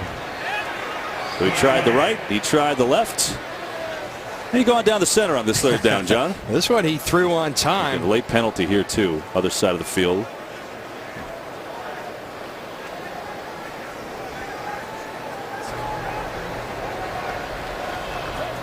Illegal motion. Number 81, offense. 5-yard penalty. Still second down. Correction. Correction. St. Louis has elected to decline the penalty. It'll be third down. Okay. That's one thing about preseason, John. Not many regular season games where there's 13 seconds left in the half and the team is driving. And it doesn't really matter, does it? It matters to the guys on the field, like Mettenberger, trying to punch it in, but he's got a 3rd and 15 from the 22 with 13 seconds left. Over the middle, nice catch by Supernaw, one of the tight ends. They'll bring up a 4th down. Titans, I'm sure, will call a timeout, and they do. They've got 1 timeout left, and it'll bring up a 4th down. You see in preseason, these kind of 2-minute drives, Kevin, are just invaluable. Tennessee. They're trying to evaluate players. They're going to see how players respond in situations. The 2-minute drill, those reps are invaluable for Zach Mettenberger, for this kicking unit, for everybody, and they're trying to evaluate. Remember, they have to get down to 53 players before the regular season, and this is all part of that evaluation. Mettenberger talking it over. Did some nice things on that drive, that's for sure. And the Titans will try and add to their lead with 8 seconds to go in this first half from Nashville. Hey, it's Howie and Diane Long. Of course, Howie's got the Ram hat on. Chris Long, defensive lineman for the Rams. And they missed him. He was hurt for a part of last year. When he came back, it's good to see Howie here. I'm just curious, Kurt Menefee and Randy Moss are on the field for the halftime show. Why can't Howie go down and join them? The day off. It's the preseason. There's a 32-yard field goal try, and it's up, and it's good. And so the Tennessee Titans did some nice things this half, and they will go into the break with a 20-0 lead over St. Louis. 3 seconds left. Oh, they're looking good. Kurt and Randy. What's up? You guys having fun? You know it. Always happy. You know it. Always. Get him around a football field. That's all he needs. Hey, kid at the playground. That's what I'm doing. As you can see, clearly that won't be entertaining at all. Kurt and Randy. And look, they've got a game going on. Randy, I want you to evaluate the Pee Wee game going on behind you now when you're out there. These guys are ready to go, these little guys. Well, with everybody dancing, I'm finding the whole team. You can't be dancing like that in no NFL game. The whole team needs to be fine. And who would have thought Randy would be the guy who's instilling discipline in football? Come on. Hey, as you get a little older, Kurt, hey, things happen. I mature a little bit. Daniel Rodriguez in deep to return for St. Louis, but they will kick it short. We will tell you about him and his tremendous story in the second half, and I promise it's worth waiting around for. They didn't kick it to him then, but we'll see him in half number 2 for the Rams. He's an American hero. That's who he is. Good half of football here for Tennessee. The Titans on top of the Rams 20-0 in Jeff Fisher's return to Nashville. We go to the break. We'll see Kurt and Randy in just a moment. 20-0. Titans lead the Rams as we get set to start the second half. Here from Nashville, Tennessee, Marcus Mariota. Mariota had a good first half, but so did the defense. We take a look back at the Bud Light play of the first half, and here it was, Parrish Cox, the pick six. Well, that's what they're looking for. They went out and got Parrish Cox as an acquisition at that defensive cornerback, and he pays dividends real early for the Tennessee Titans. So what's your impressions of this? We talked a lot about Mariota in the first half. Overall, Titans, how about Nick Foles? What did you think of him? Well, he made that one errant throw. I mean, that was a bad decision, and that's not something Nick is typical of Nick Foles, but I think the one overriding theme is that the Titans are winning the line of scrimmage against a team in the Rams that prides themselves on winning the line of scrimmage. I do think that the Rams, having practiced out in California this week, all the travel, it looks like a tired team to me. There's Daniel Rodriguez set to return for the Rams. And he's pretty much unlike anyone you've ever seen in the NFL. 26 years old, who is a walk-on at Clemson and a free agent picked up by Jeff Fisher. He'll get a chance to return this. Out he comes. Looking near side and taken down at about the 12-yard line. John, look, I've been doing this with you. This is our third year together. I've never had a meeting with a player quite like with him. And there it is. He told us he was awarded 2 Purple Hearts and a Bronze Star for military service. He went and battled in Iraq, over in one of the toughest battles in Afghanistan. Came back, said he was 60% disabled, took a grenade to the leg area, and here he is with the Rams. Just an incredible story, an incredible young man. The time we had to visit with him was an honor, and it's a great deal. Them having him here in camp. Case Keenum on the run for St. Louis. They start the second half. We'll show you more on Rodriguez in a little bit because his story is pretty unbelievable. Let's go down the field and say hello to Pam Oliver. Well, Kevin, if you were impressed with Marcus Mariota and his performance, well, here's a little more reason to be impressed. It seems like his communication system went down in that first series. So he was out there running that system as if, he had been doing this for a while. There was no need to get the signals. He took care of things. He took care of his business. Also for the defense, Ken Wisenhunt, he was really pleased with what that group was able to do, coming up with some big plays. Jeff Fisher, on the other hand, he was saying we didn't get much going on offense, but defensively, our first unit did a very good job. He was also very moved by that tribute the Titans gave him. Back to you. That's great, Pam. Wow, that makes it even more impressive by Mariota, doesn't it? It sure does. And I think that's one theme that the Titans have talked about. He's unflappable. He's got Marcus Mariota, he has this calmness about him, and we felt it as we were sitting in there in the meeting with him. Confidence yet presence, and confidence yet confidence, calmness yet confidence, and it really is a special young man. To me, as Trey Watts has the carry, here's a rookie, right? I'm always fascinated. How do you, as a rookie, come in and have the leadership qualities and take over a team, which is what he's expected to do? And I thought his answer was a pretty good one on exactly how he expects to do that. He said, "Be yourself," and that's the biggest thing in this league. You got to be yourself, because people pick out a phony real quick in this league, and they don't like it. And he talked about consistency and stepping in that huddle with a confidence that only comes from preparation. He just speaks the language the great ones do. Now, look at Kevin. We're glowing about him and we're gushing about him. He's going to face some ups and downs throughout this year. You look, Peyton Manning's rookie year, throwing upwards of 25 interceptions. He's going to have his struggles, but I think there's so many positives, and I really do believe that the Titans have found their franchise quarterback. The Titans had an injury there. Damian Stafford, who's a backup free safety, who's walking off the field right now. So that's why there's a stoppage in play on what will be a 2nd down and 7. 20-0 Titans. Here the preseason, the NFL on Fox. Rams football. Case Keenum, you remember him, the former Texan, but also a guy who's the all-time NCAA leader in passing yards, where he completed 69% of his passes at Houston. Here's a little dump off to Watts. Big room, hurdling people. Look at Watts go. He's moving inside the 45, and Trey Watts all the way down to the 42-yard line. So nifty, 33 yards on the pickup. Really nice execution on this screenplay, and it leaves Watts wide open in space with an escort from Garrett Reynolds, 71, and Barrett Jones, 67. He does a nice job, as does Case Keenum, of drawing the defensive linemen, throwing it right over their heads, and Trey Watts goes and gets positive yards. Second season for the Rams. Rams have some depth at running back. We told you about Todd Gurley, who, you know, he's amping it up in practice, but not going to play this preseason.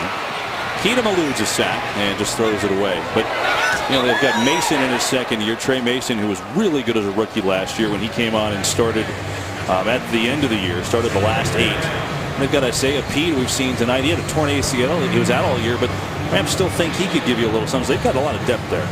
They sure do, and I think the key to their running game, you know, they want to be a running team, is going to be up front, their offensive line. They've got a battle at the center position with Barrett Jones, Demetrius Rainey, and Tim Barnes, a three-way battle that's still going on. They have 2 rookies on the right side, and Jamon Brown, who Jeff Fisher told us we think he's a Pro Bowl player, and Rob Havenstein, the right tackle, who's a rookie from Wisconsin as well. Keenum will busted play, so he's going to just take it himself, and he's going to pick up 2 yards. Well, there's Todd Gurley, again, the 10th overall pick. And this guy is world class. He was a World Junior Championship hurdler. He has run in the past a 4.340. And I want to say the Rams are almost giddy at what they expect he's going to do for them. You talk about that 4.340, and I stood down on the field next to him. And he's not small. He's a big boy.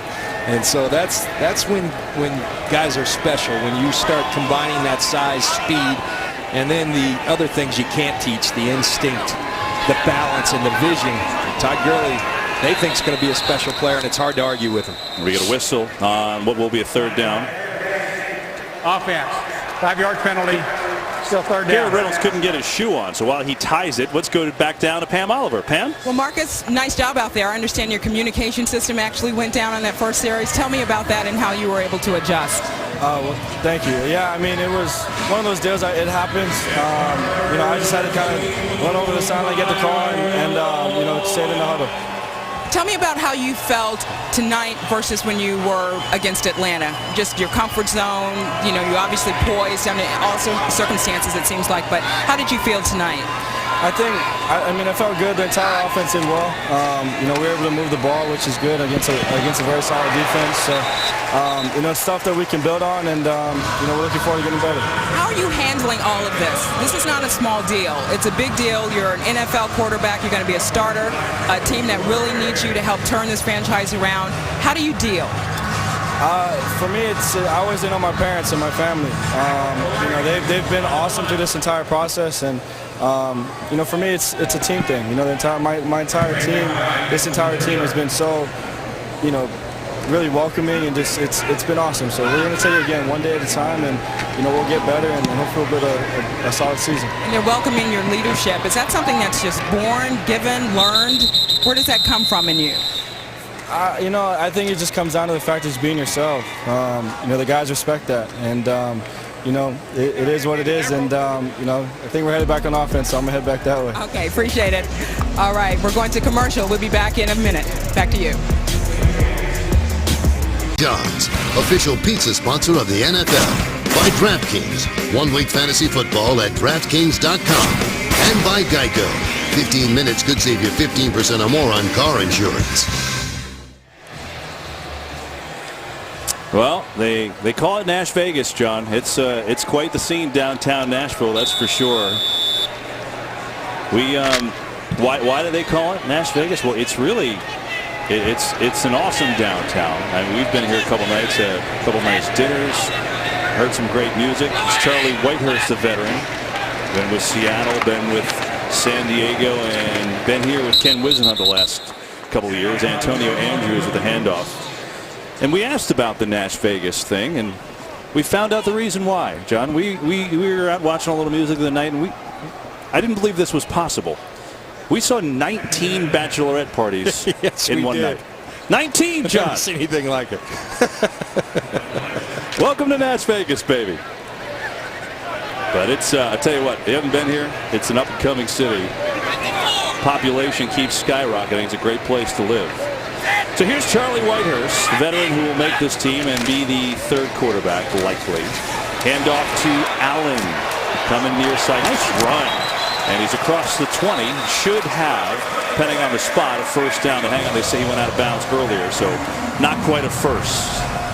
Well, Antonio Andrews is another player that has impressed and jumped off the film for the Tennessee Titans. He's a guy who had a very prolific career at Western Kentucky, now in his second year, becoming more comfortable, very adept at catching the ball out of the backfield, and you see the power and strength. This is a guy that will be a part of this offense in Tennessee. Second-year man. I think I called him Allen. It's Antonio Andrews, not Allen. Sorry, Antonio. Third down and short coming up. See if he can pick it up. Oh, he does. Up the guts out to the 25. Nice run. Gain of 6. Titans move the chains. The Titans all night long, they wanted more production from this run game. They wanted more toughness. They're owning the line of scrimmage. Again, I keep saying it, but against a very physical team and a very physical defense in the St. Louis Rams. They did it with the first unit. Now they're doing it with the second unit.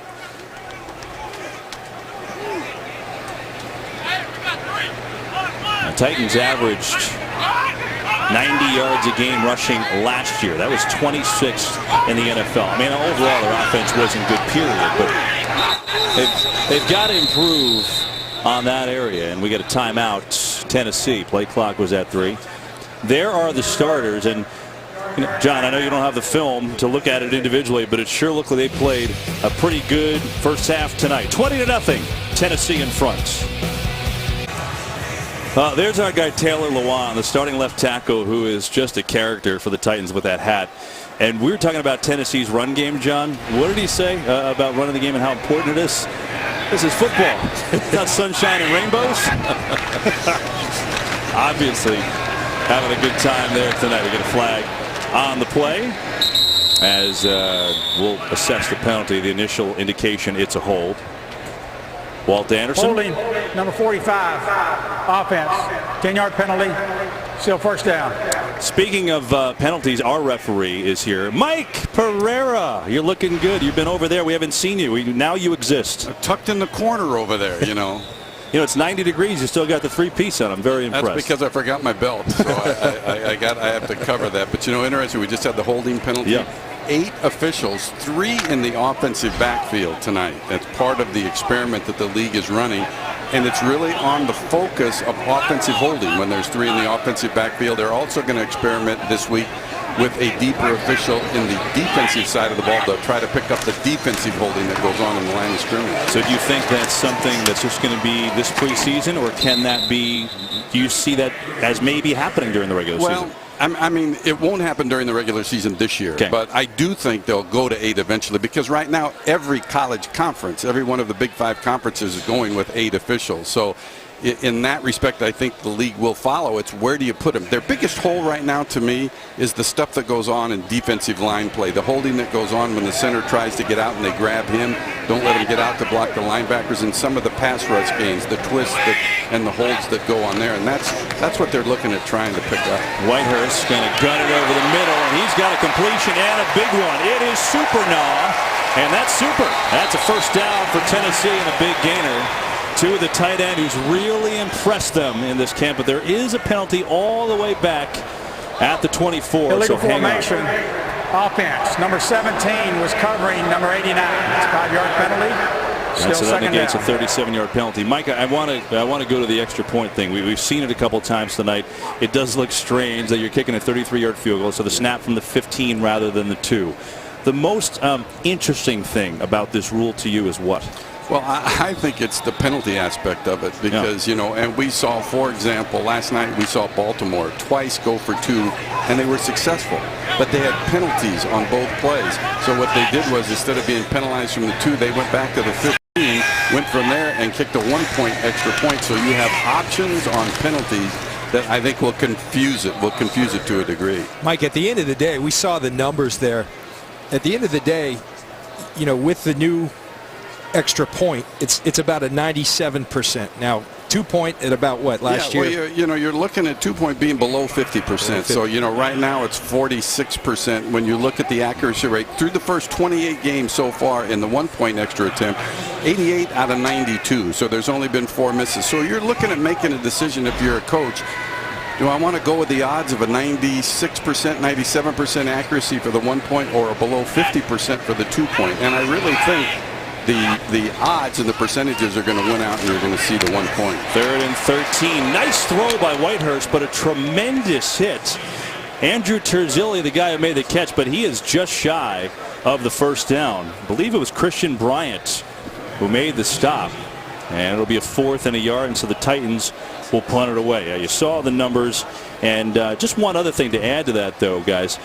Jeff Nelson, our stat man, went back to 2010, only looking at 33-yard field goals. The percentage is 93%. So, look, it's still a pretty good chance. But, Mike, I agree. The penalty is fascinating. You get a holding penalty, all of a sudden you're looking at a 43-yard field goal as an extra point. Well, and I think the flip side is even more interesting. You get a successful 1-point try, and then the defense is offside. Instead of taking it from the 15, you could go back to the 2 and take it from there to the 1. To the 1. Then you'll have a bunch of people going for 2. Yeah.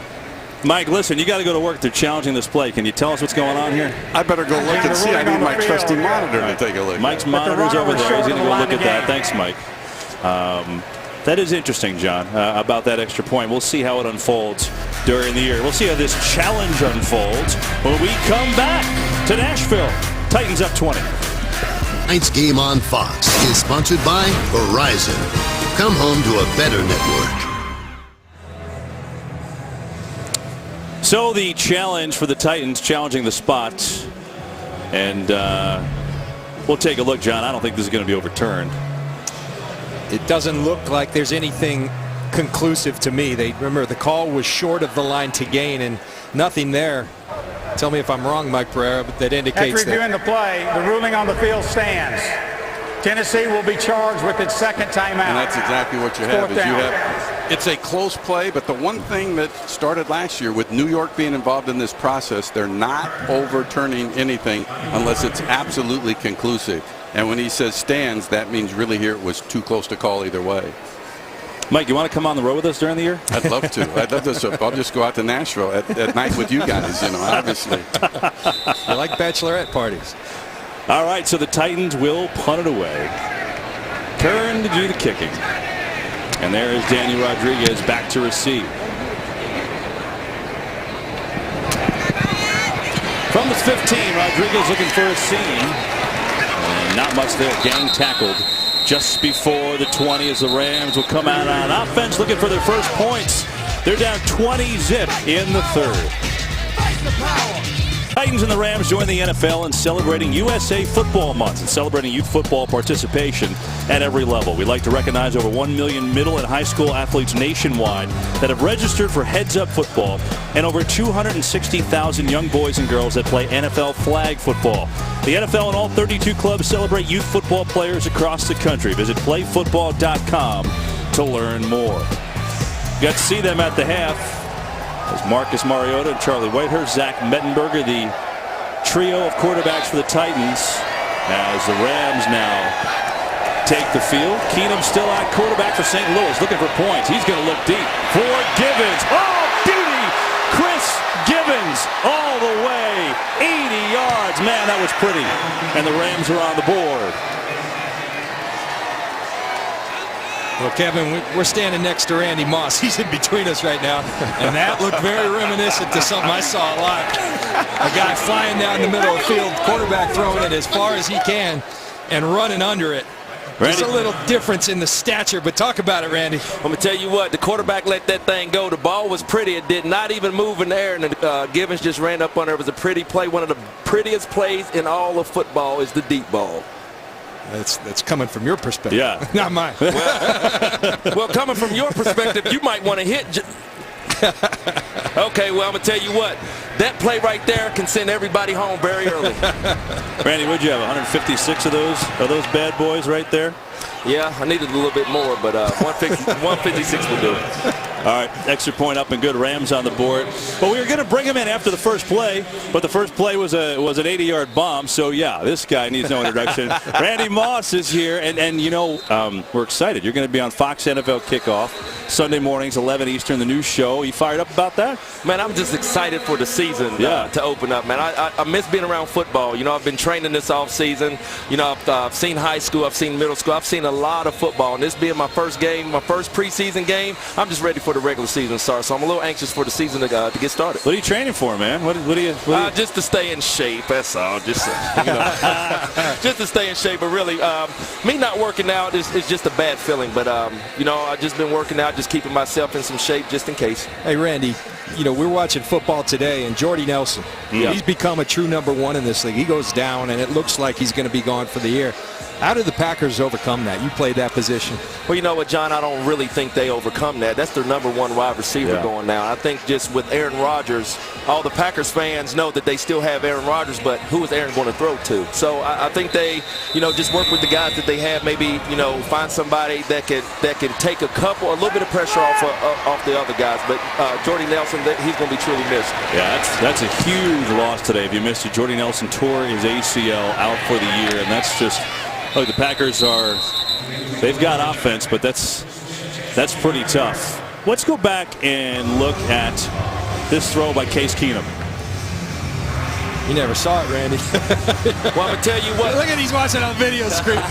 Hey, that is the trust that Keenum had in Gibbons to just let it go and let the man run up under it. And you see, when you trust in your receiver, quarterback, good things will happen. Yeah, I hear it through the grapevine. Brad Johnson, very good friend of mine. You played a lot of football with Brad. You used to tell the quarterback, throw it as far as you can. I'm never running full. You put it out there, I promise you I'll go get it. Well, that was my thing. If you put it out there far enough, just put it away from the defender, and I'll make sure I'll make the play. When did you know you had it? I mean, was it 2 steps off the line? How far into the route did you know you had it? Well, anytime I can look, that was a nice collision there. Oh, man, you got a fumble on the play. Well, with answering your question, Kevin, just by looking, just maybe the first 5 yards, just looking to what the cornerback does. If he's still backpedaling and I'm coming out 5 yards, then he's toast. But if he gets out his back pedal, then maybe he can make a play on the ball. He's toast, and he was. Here's the fumble, super gnaw. And it was a good hit on the play by Christian Bryant. That ball's out. Yeah. Tennessee stays with it, so it's a 1st and 10 as they recover the football on their own 32. Alex Tanney is in the game at quarterback. Hands off to David Cobb, the rookie. There's a lot happening for 1 yard, and there's a couple flags that fly on the play, too. Hey, Randy, we talked so much about Marcus Mariota and the Tennessee Titans. He's got some big wide receivers number 62, here. Green defense. Beckham, Justin Hunter. What's your impressions of those guys? Well, anytime that a young quarterback like that has big targets, you know, reliable targets, you know, that will make his job easier. And just by looking at Marcus Mariota, just looking at the things that he was able to do tonight to rebound off of last week's performance, you know, coming out the first 2 drives, things not going good, and then finishing up strong. It's like today he picked up where he left off, and that was a good sign for the Tennessee Titans. Well, we know you're working out, and we know that you're looking great. You're ready for the big show on Sunday mornings on Fox as the give coming near side. Cobb, nice move by David Cobb. Here's the really important question before we let you go. How many bass have you caught this summer? Well, I'm going to tell you what, I've caught probably a little bit over 100, but I'll tell you what, I got 2 weeks off, and where do you think I'm going? Probably there, fishing. I'm going back bass fishing, man. It's just something that just gets me away from, you know, football, just be able to relax. So I love bass fishing. Wasn't it last year that he dropped a straight bass homie on us last year? Straight bass homie. I bring another one. I'll see y'all boys later. Straight bass, homie. Hey, man, good luck on the show this year. Right? Randy Moss joining us here in the booth. That was great. Randy, great seeing him. And the Titans on the move flag here as they give it to Cobb, the rookie. So Tanney, the quarterback, in there. Cobb getting the carries now. And let's see what this penalty is first.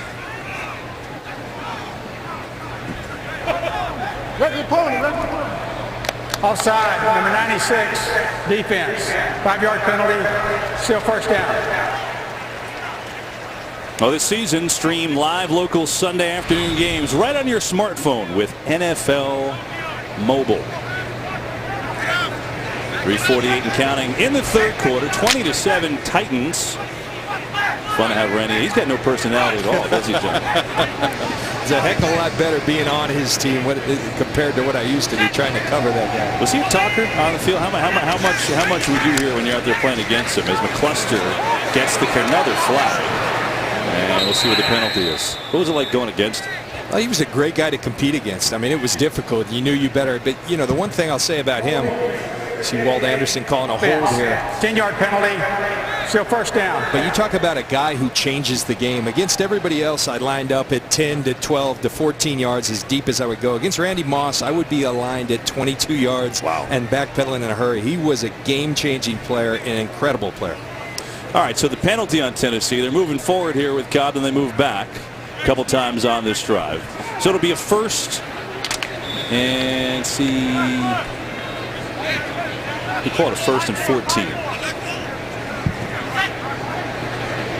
Don't see that very often. On the 39, here's Alex Tanney.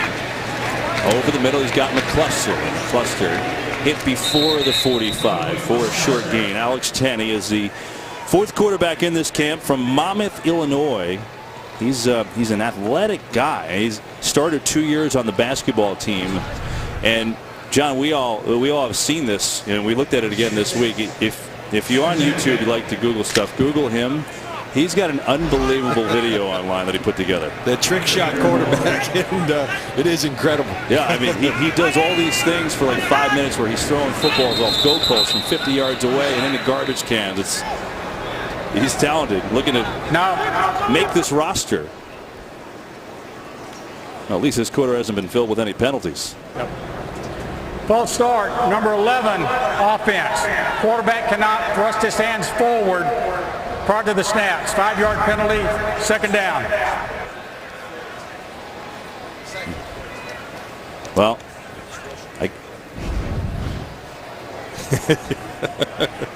I guess that's what they call moving the hands forward there. That wasn't overly dramatic. Here's my take on that. They're not calling that on Aaron Rodgers, Peyton Manning, and Tom Brady. I think that's a fair point. On second down, Tanney over the middle and incomplete. He was looking for Chase Kaufman, the tight end. And so you're looking at a third down and long coming right up now.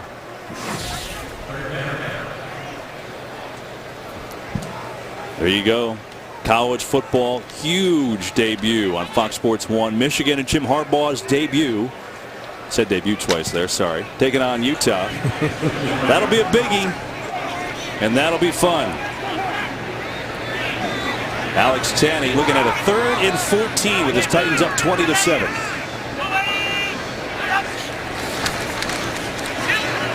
Slings it far side. Jacoby Ford, one-time Raider, has the catch, but he's nowhere near first down, and the Titans will punt it away.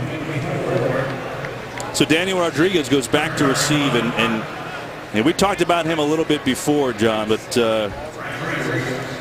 this guy is an American hero. We shared some of his story before, but how honest was he when he came back from the battles, when he was wounded, when they told him he was 60% disabled, and he said, I thought long and hard about suicide. Yeah, no, it's an incredibly compelling story. Another cool story, Jason Witten and a group of NFL players.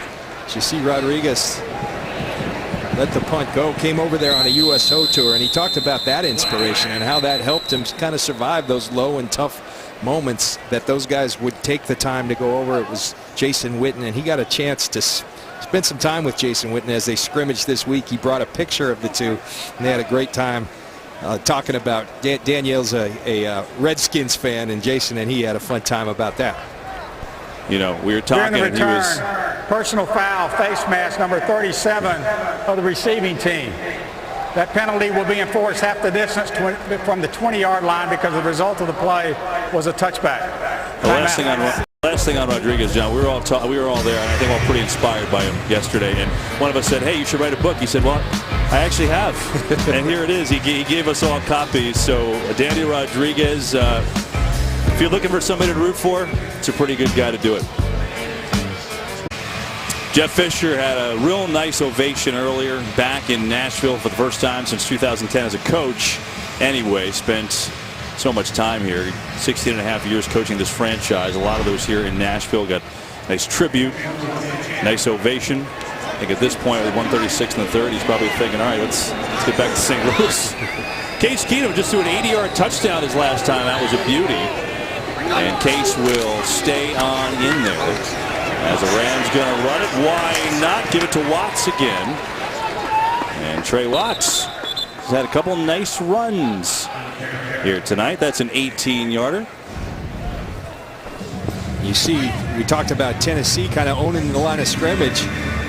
The Rams now starting to own that line of scrimmage. I'm sure there was a talking to of the team at halftime about winning that line of scrimmage, and you're starting to see Barrett Jones and his crew open up some big holes. We've talked so much, John, tonight about the Titans and their quarterback situation, as Watts again, good hole, and he's got another first down. But the Rams, they're desperate for quarterbacks too. I mean, you think about it, when you go all the way back here to when things were good, the greatest show on turf, Kurt Warner.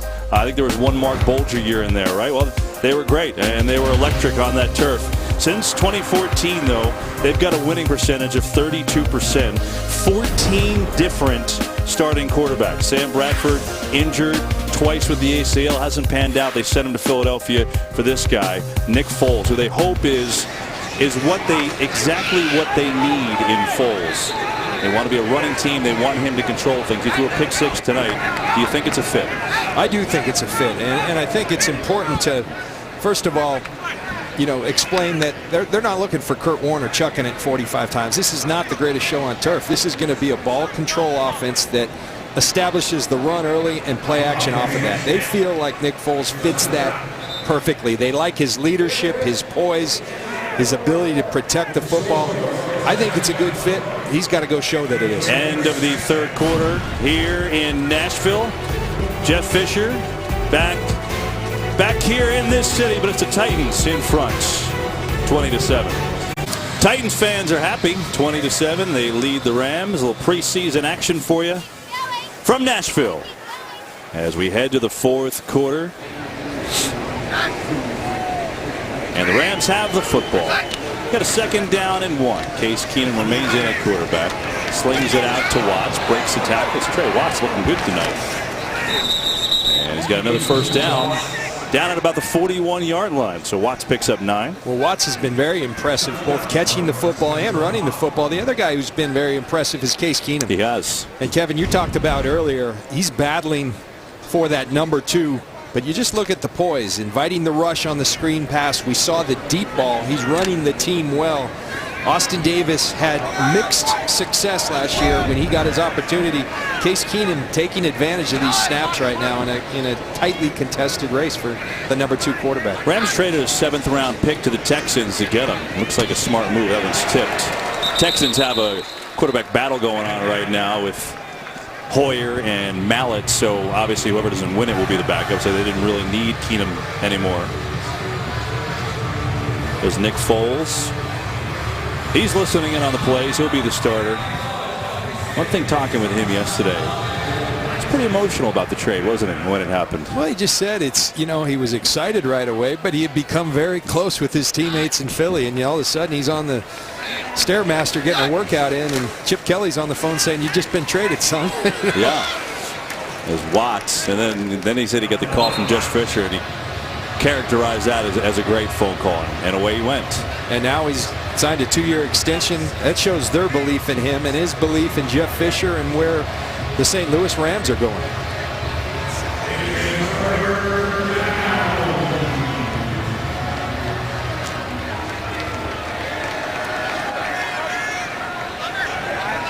Third down and 7.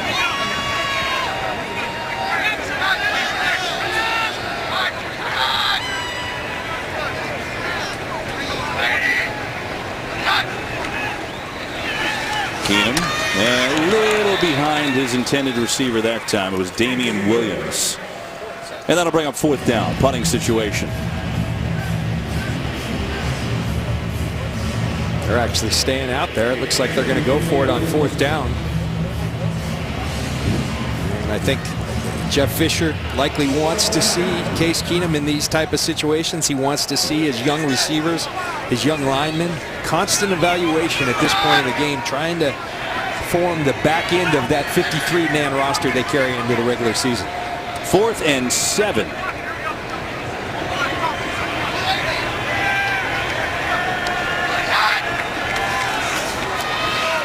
Far side of the field, and he's got it. So a completion to Damian Williams, and the Rams pick it up. A nice play, nice throw, and a gain of 9. That was a really well-thrown football. You see Dick LeBeau's defense bluffing blitz and then backing out, and that had to be in a tight window. He puts it exactly down and out where only his receiver can catch it. Well-placed ball by Case Keenum.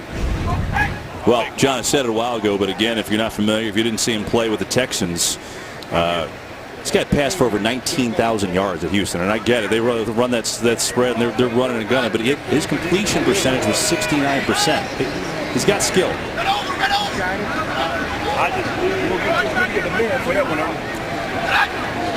Malcolm Brown in the game, and he gets the carry. Malcolm Brown with a short gain. Rookie from Texas, signed as a free agent. Okay, then I'm putting my Stanford math together as you're talking, and I'm going, it's 11 miles of passing that Case Keenum did in college. That's a lot. Spread. I don't care if you got no defense. That's a lot of yards.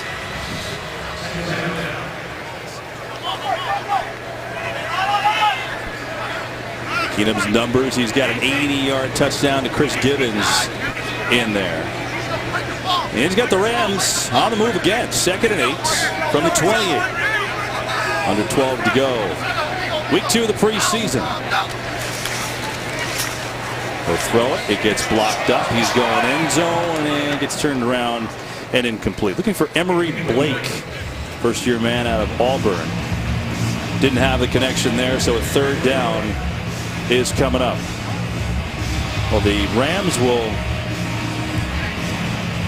they'll get tested right away. They got the Seahawks week 1. So want to see how they are? You'll find out right away. Well, that division, you talked about it earlier, you're going to get tested each and every week. I mean, everyone's thinking the 49ers are going to be a little bit down. But you talk about good football, you talk about physical football. That NFC West, you're going to get it handed to you, and the Rams will early. Keenum slings it intended for Watts, incomplete. And now 4th and 8 coming up. Well, Jeff Fisher went on 4th and 7. Here is the Rams schedule. So they've got Seattle at home, and then at Washington, Pittsburgh, at Arizona, at Green Bay. That's tough to start. And, you know, the one thing is, Jeff Fisher's been here 3 years. Every year at the midway point, they've been 3-5. They can't do that again. You got to get off to a good start. And like you said, it's a daunting task with that schedule. But that's what the NFL and that division in particular is all about. Michael Pilardi on to kick a field goal from 46 yards away and miss a field goal from 46 yards away. And that sends us to a commercial break. Time to reload on the chips. We'll be back to Nashville in a moment. Tonight's game on Fox is sponsored by Sprint.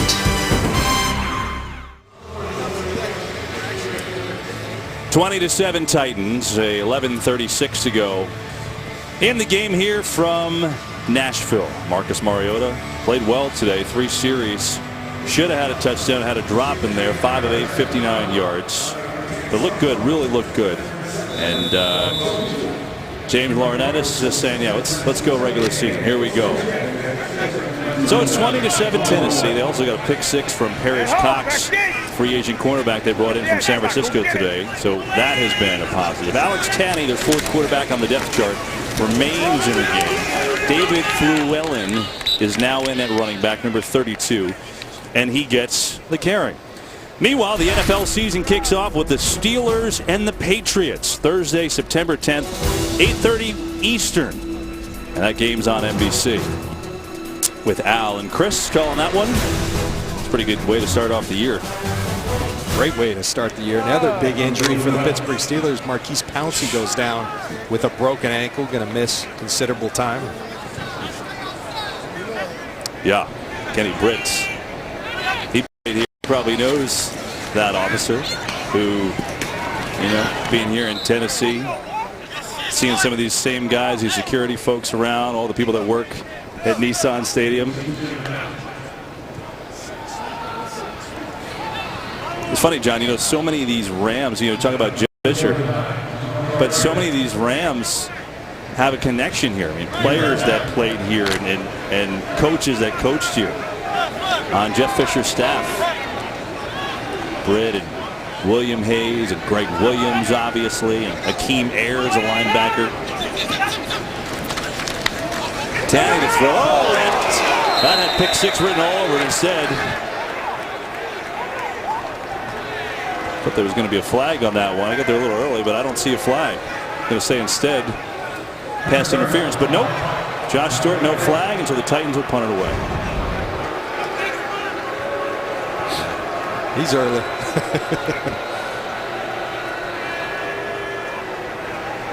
Yeah, let one go, John. It's preseason. Why not? So there you go. Titans will punt.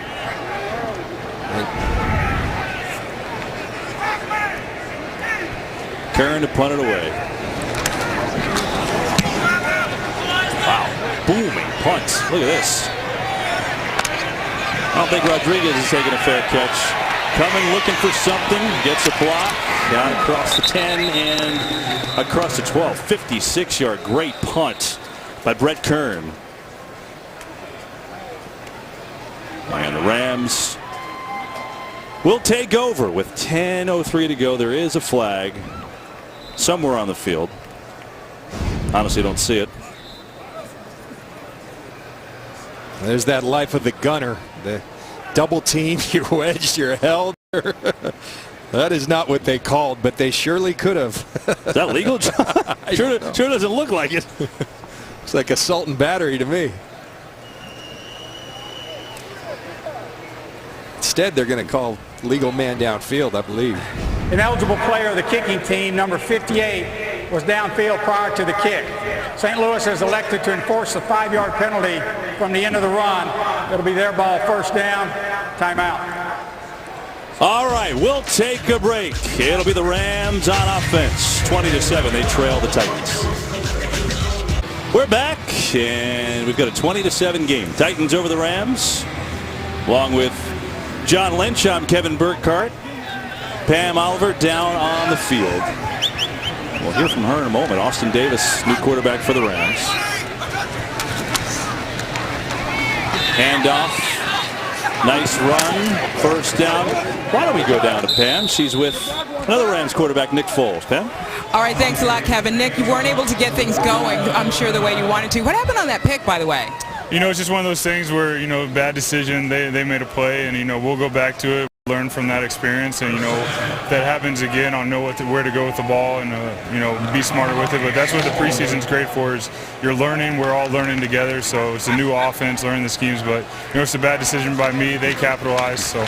Some new things, obviously, but what can Rams fans expect, perhaps, from this offense? Or do you quite know yet? I mean, I love this offense. I think we have a lot of weapons. I know we have a lot of weapons, and I think the big thing for us is just making sure, you know, we get the right play on, I make the right checks, and, you know, we're learning each and every week. So I'm excited where this offense is going to go. We haven't shown it yet, but we're going to improve every single week from, you know, here on out and continue to work, and we're going to get things going. You told us last night about the 1-minute conversation you had with Chip, you know, from Philly, that you were coming to the Rams and all of that. But when did things sort of stop swirling for you? And is that something that will always sting? No, I mean, I think, you know, shortly after that, you know, once I got to meet the guys here, I said, you know, goodbye to my, you know, buddies in Philly, all my teammates, and there's a lot of guys on the team I'll keep in touch with for the rest of my life. You know, we had a great group, but once I got here, got to meet all the coaches, got to meet the players, you know, your mindset, your heart and soul, like, all for the team. So I'm all in, and just, you know, I'm excited to be a part of this team, and I'm fortunate to be here. So I'm thankful each and every day I get to play. Excited to have you too. Congrats on the extension. Appreciate it. Thank you, Pam. Back to you. All right, Pam, thanks. Nick, thanks. Nick's class act. He's, yeah, we talked about it before. He was emotional in the trade, but I think he's pretty darn excited with the opportunity lies ahead here. You know, one of the things right there, he talked about that pick, and Jeff Fisher talked about that. He called it his give-a-dang quotient. You know, Is that the exact term he used? Yeah, close. But he can have a play like that. You're going to have bad plays at this level, but his ability to take it in, say, okay, we got to do this different, learn from it, but then move on, and that's such a critical attribute for a quarterback to have, and that was a big part of the makeup that Jeff Fisher liked so much in Nick Foles.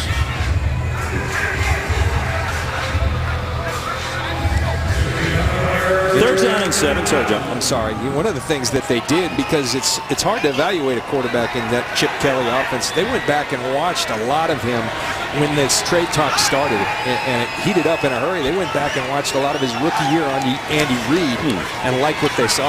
Davis in trouble, and he gets dropped for the sack. Yawin Smallwood is the guy that came up with it. First-year man. He was taken in the 7th round last year out of UConn.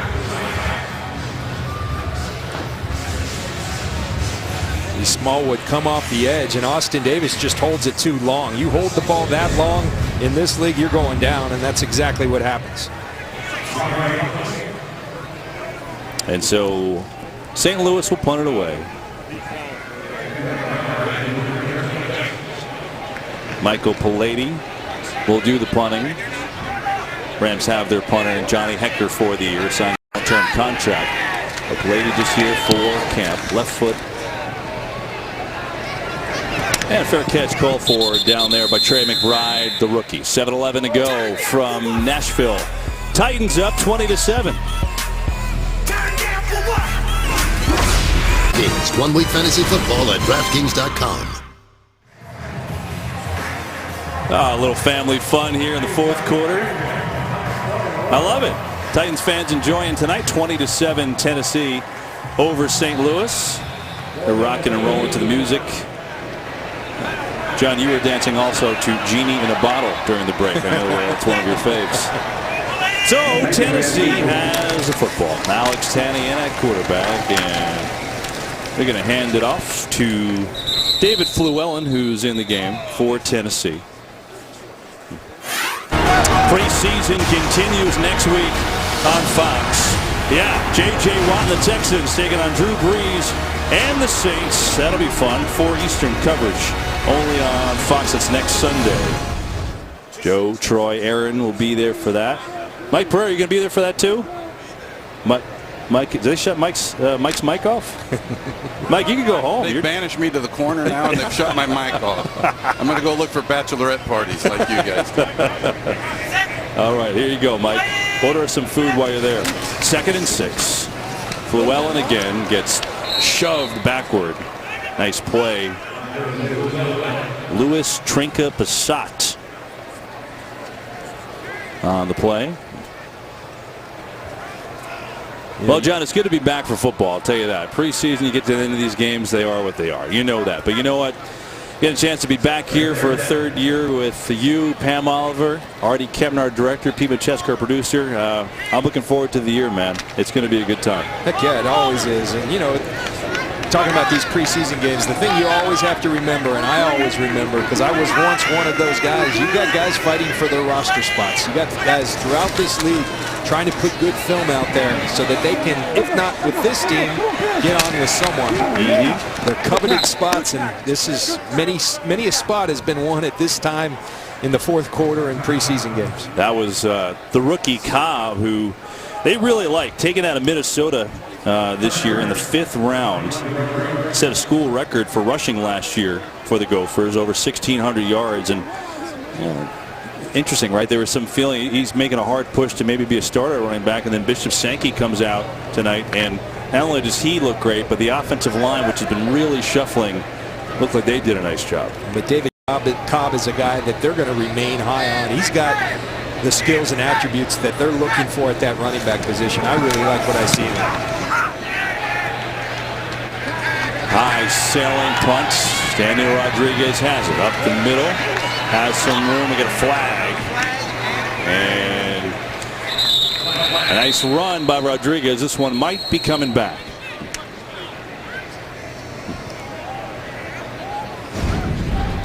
And you don't think this guy's hungry to try to make a roster, Daniel Rodriguez? We talked about him, 2 Purple Hearts. Watch him go through During the there. return, Holding number 37, receiving team. 10-yard penalty, first down. Timeout. We don't think a guy that's fought for our country overseas in Iraq and Afghanistan and won the Purple Heart and Bronze Stars taking a fair catch, do you? That's awesome. So good. That is awesome. So the storylines in the NFC this year. How about the Seahawks? Can they overcome that heartbreaking Super Bowl loss?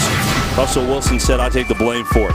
Packers, well, really devastating news today. Jordy Nelson out for the year. Mike McCarthy play calling this year. That's worthy to talk about. Chip Kelly, is he brilliant or is he a crazy man? We're going to find out. The Panthers, can they win the South for the third straight year? Until last year, no team had ever won that division twice in a row. Now, granted, last year they were 7-9, just like the numbers on that jersey. And they lose Kelvin Benjamin, their top receiver, who was tremendous as a rookie last year for the year. So there's a lot of storylines there. Sean Mannion, the rookie quarterback in for St. Louis. They took him in the third round out of Oregon State. So you look at that list as there's a penalty on the play, John. Got to start with Green Bay. Jordy Nelson going down today. Number 8, offense. 10-yard penalty, still first down. Obviously, it's a big loss. But what exactly does that do to Green Bay's passing game? It's tough to overcome. I mean, this is a progression. It's a well-oiled machine, this offense. But you ever notice when you watch the Green Bay Packers is that Jordy Nelson doesn't have to be open for Aaron Rodgers to throw it. He has so much trust. They've worked so much time on task together that there's the ultimate trust and then just the ability. That's going to be very tough for the Packers to overcome. And Kevin, you look in that division, all of a sudden you got Detroit. Now they feel like, you know what, we've got the Green Bay Packers. We're right there on their heels. Minnesota is a team that a lot of people, including myself, like a whole lot. Well, what about Detroit? I mean, you know, I think people forget they beat Green Bay earlier in the year last year, and regular season it came down to week 17. If they win at Lambeau, that postseason could be different. Instead, they lost, but they were right there last year. Well, I think the thing that's resonating with me is Jim Caldwell's exactly what they need. A lot of people said, you know, who? Jim Caldwell? He had great success at Indy, but he's brought a calming influence to that team. He's brought some discipline to the way they play. They've always been talented, and they're a team to watch. Mannion over the middle to Malcolm Brown. Well, you talked about Minnesota. A lot of people like the Vikings. Do you like them? I do, and I think I like them more after watching a little bit of preseason because Teddy Bridgewater, the more I'm watching of him, the more I think he's ready to take that next step. Yeah. Mike Zimmer can coach some defense, and he can coach some football. He can lead. You know, I think that's a team on the rise, and you're going to have a very tightly contested division there. Who's the favorite in the NFC East, John? That's a good question. I think the way Philly's playing right now, you know, that question is Chip Kelly crazy or brilliant? I would tend to say more towards the brilliant. I think he's a very innovative coach, and they've been around his system. The acquisitions they went and made, LaShawn McCoy is one heck of a football player, but the year that DeMarco Murray, I think the fit in that offense, there's some nice pieces, and now the understanding of what they want him to do in these schemes, I think Philly's going to be tough to deal with. Yeah, they want to be downhill running that football. They've got 3 running backs to do it. And then as we have a 4th down here, as they're about to punt, the Rams are. What about Seattle? Are they still, in your eyes, the best team in the NFC and built to get back to the Super Bowl again? I think they are, but I've been there coming off a lot of success, and they're at that deal. You know, players, their core players are getting paid, and you got other players going, where's mine? And so that brings a whole nother dynamic. Do they have the talent? Absolutely. But their leadership will be tested. And the great thing for the Seattle Seahawks and Pete Carroll and Russell Wilson, Earl Thomas, they have tremendous leadership, so I think they still are the class of the NFC. To your point, Cam Chancellor's got 3 years left on his deal. He's an outstanding strong safety, but he's holding out right now, and there's no signs of him coming back, so I know exactly what you're talking about. Well, come on, you know you have missed it. Gotham is back. They've got new episodes and new villains, too. Strap in for the next chapter in the war between good and evil. Gotham, Rise of the Villains. Season premieres Monday, September 21st, and it's right here on Fox. We've got 2:50 to go in the game from Nissan Stadium in Nashville. Titans have the football. Alex Tanney still at the controls. With a 20-7 lead for his Tennessee Titans. This is Fluellen in there, and he gets another carry. Does David Fluellen. And a short carry. Ryan Arakpo as the Rams take a timeout. Key free agent acquisitions for this Tennessee team. John, I want to go back to Dick LeBeau. You know, we talked about him very early in the game, but he said something to me that I thought was fascinating. So the game has obviously been changed, and there's so many different ways, and film study, whatever it is. But you know, Dick, he's going to be 78. He's been in the game, player, coach, 56 years. This is his 57th year, and he said, you know what? It's still the same game. What did he mean? Well, I think he's exactly right. It's the thing I think so beautiful about football. Everybody talks about it's not the same game. It's not as physical. They're softening the league. But the more it changes, the more it stays the same. And there's principles about this game, the angles, the techniques. He says, I'm still teaching the same things I was taught when I was a player. And it's so true. And he's brings so much wisdom, kind of an uncomfortable position in that he came here and basically is now running the defense instead of a good friend of his, Ray Horton, who he drafted, who he coached along with. And that was his biggest concern coming down here. What about Ray? Ray Horton was a class act and said, yeah, if we can get Dick LeBeau, let's bring him in because it's going to make us better. And he's going to have a huge influence on this team.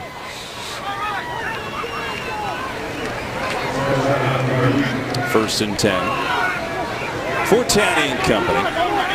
2:37 to play. Fluellen grinding those feet near side. Good run. What a stiff arm. And David Fluellen is at about 1.5 yards shy of that first down. First-year man from Toledo, signed as a free agent out of college by Tennessee last year. And that was a nice run. That's tough running. And, you know, these are the greatest athletes in the world, but so much of it is will. And you see right now a bunch of hungry players that understand they have an opportunity and that those opportunities are few and far between. So you have to show yourself and you have to make yourself seen, and Fluellen doing a nice job of it. Some of the faces of tonight. 2 minutes to go from this one. Talking about the Titans looking for a quarterback. I mean, Steve McNair was great here, 95 through 2005. 4 playoff appearances, and then after that, look, they've had a lot of starting quarterbacks here, and some have flashed with nice moments. Gary Collins, Vince Young, Matt Hasselbeck, Jake Locker, Ryan Fitzpatrick, Zach Mettenberg, Charlie Whitehurst. That's a lot there, John. And you know, Jake Locker, they took him and thought he was going to be the guy, and he retired last year in the offseason, 26 years old, and they've been looking. And again, there's been good moments in that group. And they're hoping they found their guy right in the middle there, one number 8. Certainly showed some good moments tonight, and he showed some good moments in the first 2 games. 5-yard penalty, still second down. But as you pointed out earlier, things change a little bit when the regular season starts, and there's going to be struggle at some point. Oh, absolutely, and I think he understands that. There's going to be ups and downs, and I think Ken Wisenhunt and this offensive staff has done a nice job of making him aware of that. So much of it is what you have around you. Do you have that offensive line to protect you? Do you have the receivers? And this is a team, they were 2-14. There's a reason they got Marcus Mariota. They weren't very good. I think they're getting a lot better, and Marcus Mariota is a big part of that equation, as is the offensive line, the way they played tonight. That's quite the hit by the Rams. It's Matt Longacre, excuse me. And now we get a little pushing and shoving. There's really no need for that at this point with 1:54 to go.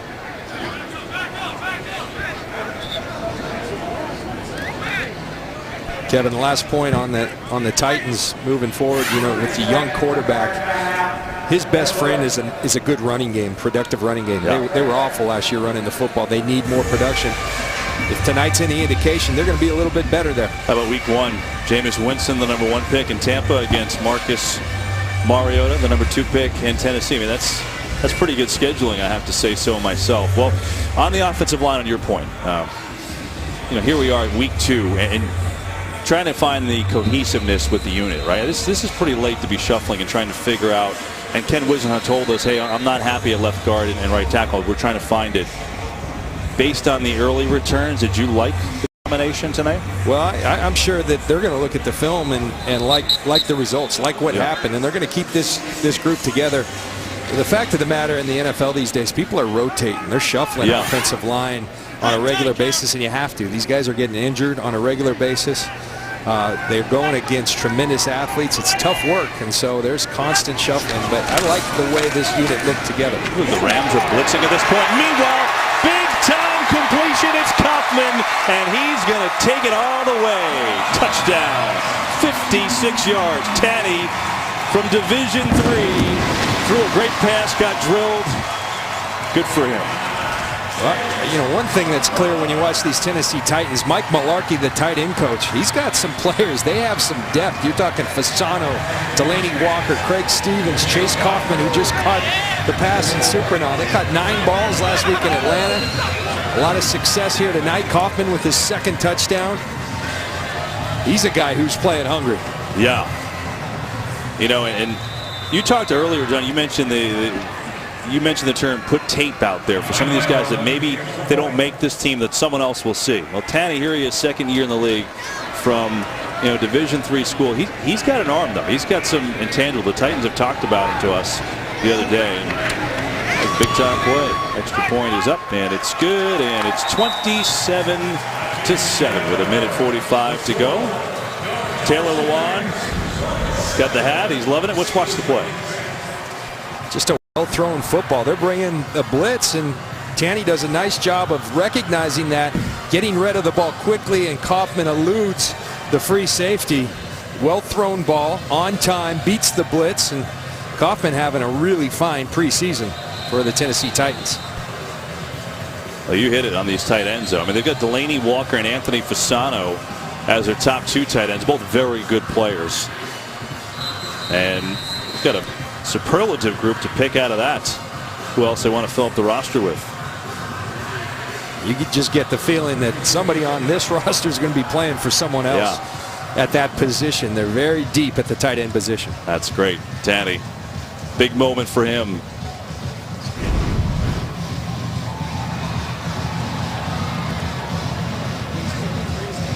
Ken Whisenhunt, former tight end himself at Georgia Tech. Liking that hookup. Ken Whisenhunt, I think, very realistic. He thinks he likes his team. He likes what's going on. He understands they're not all the way there. But he says, we're going to grow together. And the idea is, let's be really good for a long time. Let's grow together. Yeah. And he likes some of the young nucleus that they have, some of the additions they have with veteran players. Here's Rodriguez. Oh, he thought about taking it out, and now he's going to take a knee. Well, Jeff Fisher so badly wants to get Daniel Rodriguez a touchdown. That's he said, I'm telling you, before this preseason is over, he's had him back there returning. If they get down near the end zone, I promise you, Jeff Fisher will try to get it to him. And I really commend Jeff Fisher. He understands what this young man has done for our country. And it's a long shot that he's going to make the team, but he's given him every opportunity to really make the most of this preseason. He's going to stay in here for the final 1:45. As Jeff Fisher looks on, he'll take his team back to St. Louis. Got 2 more preseason games left for this Ram team. They're going to get back in the playoffs. It has been a while for them, since 2004. Here we go. Over the middle. Brown running back. He's out to the 32. Again, it's Mannion, the rookie. 3rd-round draft pick, who's in there now finishing it up.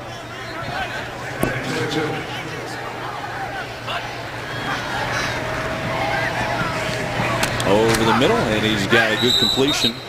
Alex Bayer at tight end, number 82. Clock is moving. One thing you like about Sean Mannion, coming from Oregon State, he was coached by a guy who's coached a lot in pro football, Mike Riley. And so he understands the nuances, the concepts that he's going to see in this league. Oh, his helmets go flying. Wow. Rashard Anderson. I believe that's who that was, 38. That was, he's a cornerback, John. That was a major league hit. Legal hit. Lowers the target. Hits through the target. Here's the NFL, ladies and gentlemen. Wow. Meanwhile, timeout on the field.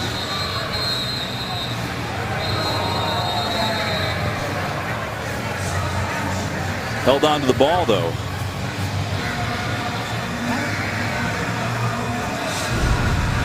So we've got 56 seconds to go. Second down for St. Louis on their own 45.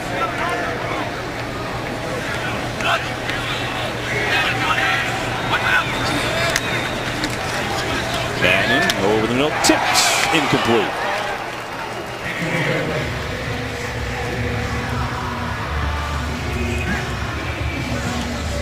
So 3rd and 3 coming up now. See if the rookie can make a couple more plays before time runs out on this one.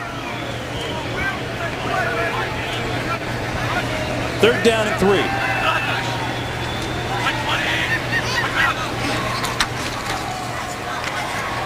Over the middle. And wow, good job staying on his feet. And still staying on his feet. And a touchdown. Malcolm Brown.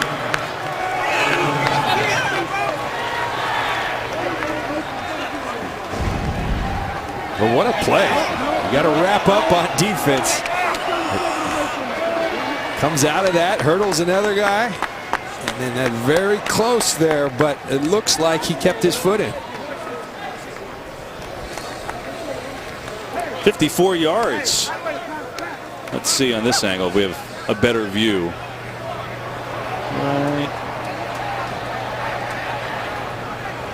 It's close.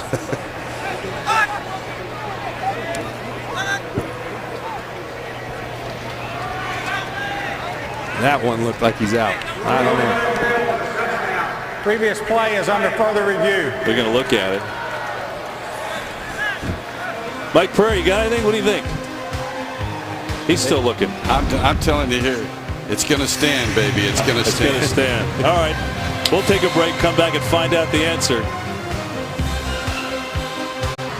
I mean, at this point, there's 39 seconds left in a preseason game. Can we give the rookie a touchdown? We're still looking at it, Mike Pereira. What's your call? Is this going to stand? I think it stands. I mean, it's all about angles, quite frankly. When you look from the inside here, the foot looks like it's in. When you look from the outside, it looks like it might be out. After reviewing the play, the ruling on the field stands as called. It's a touchdown. Mike, when Walt called back to New York, is anybody still up watching that replay? I think Blandino's in bed in Brooklyn, to tell you the truth, at this hour. I think Walt might have been on his own. All right, good job, Walt. So Malcolm Brown, after a great effort, he'll get the 54-yard touchdown. There you go. Feels good from him. Free agent out of Texas. Extra point by Michael Polari. Up and good. 39 seconds left.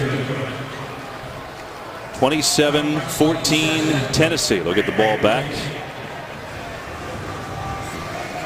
And we will finish up. We've got preseason again. There's Todd Gurley, 10th overall pick. Next Sunday, one more preseason game for you. The NFL on Fox. It's the Texans and the Saints. That one in New Orleans. Joe Troy and Aaron will be there for that. Mike Pereira will be there for that. Kurt and Randy Moss will be there for that. John Lynch and I will not be there for that. We will be getting ready for our first game, which I look forward to. New Orleans, Arizona. Yeah.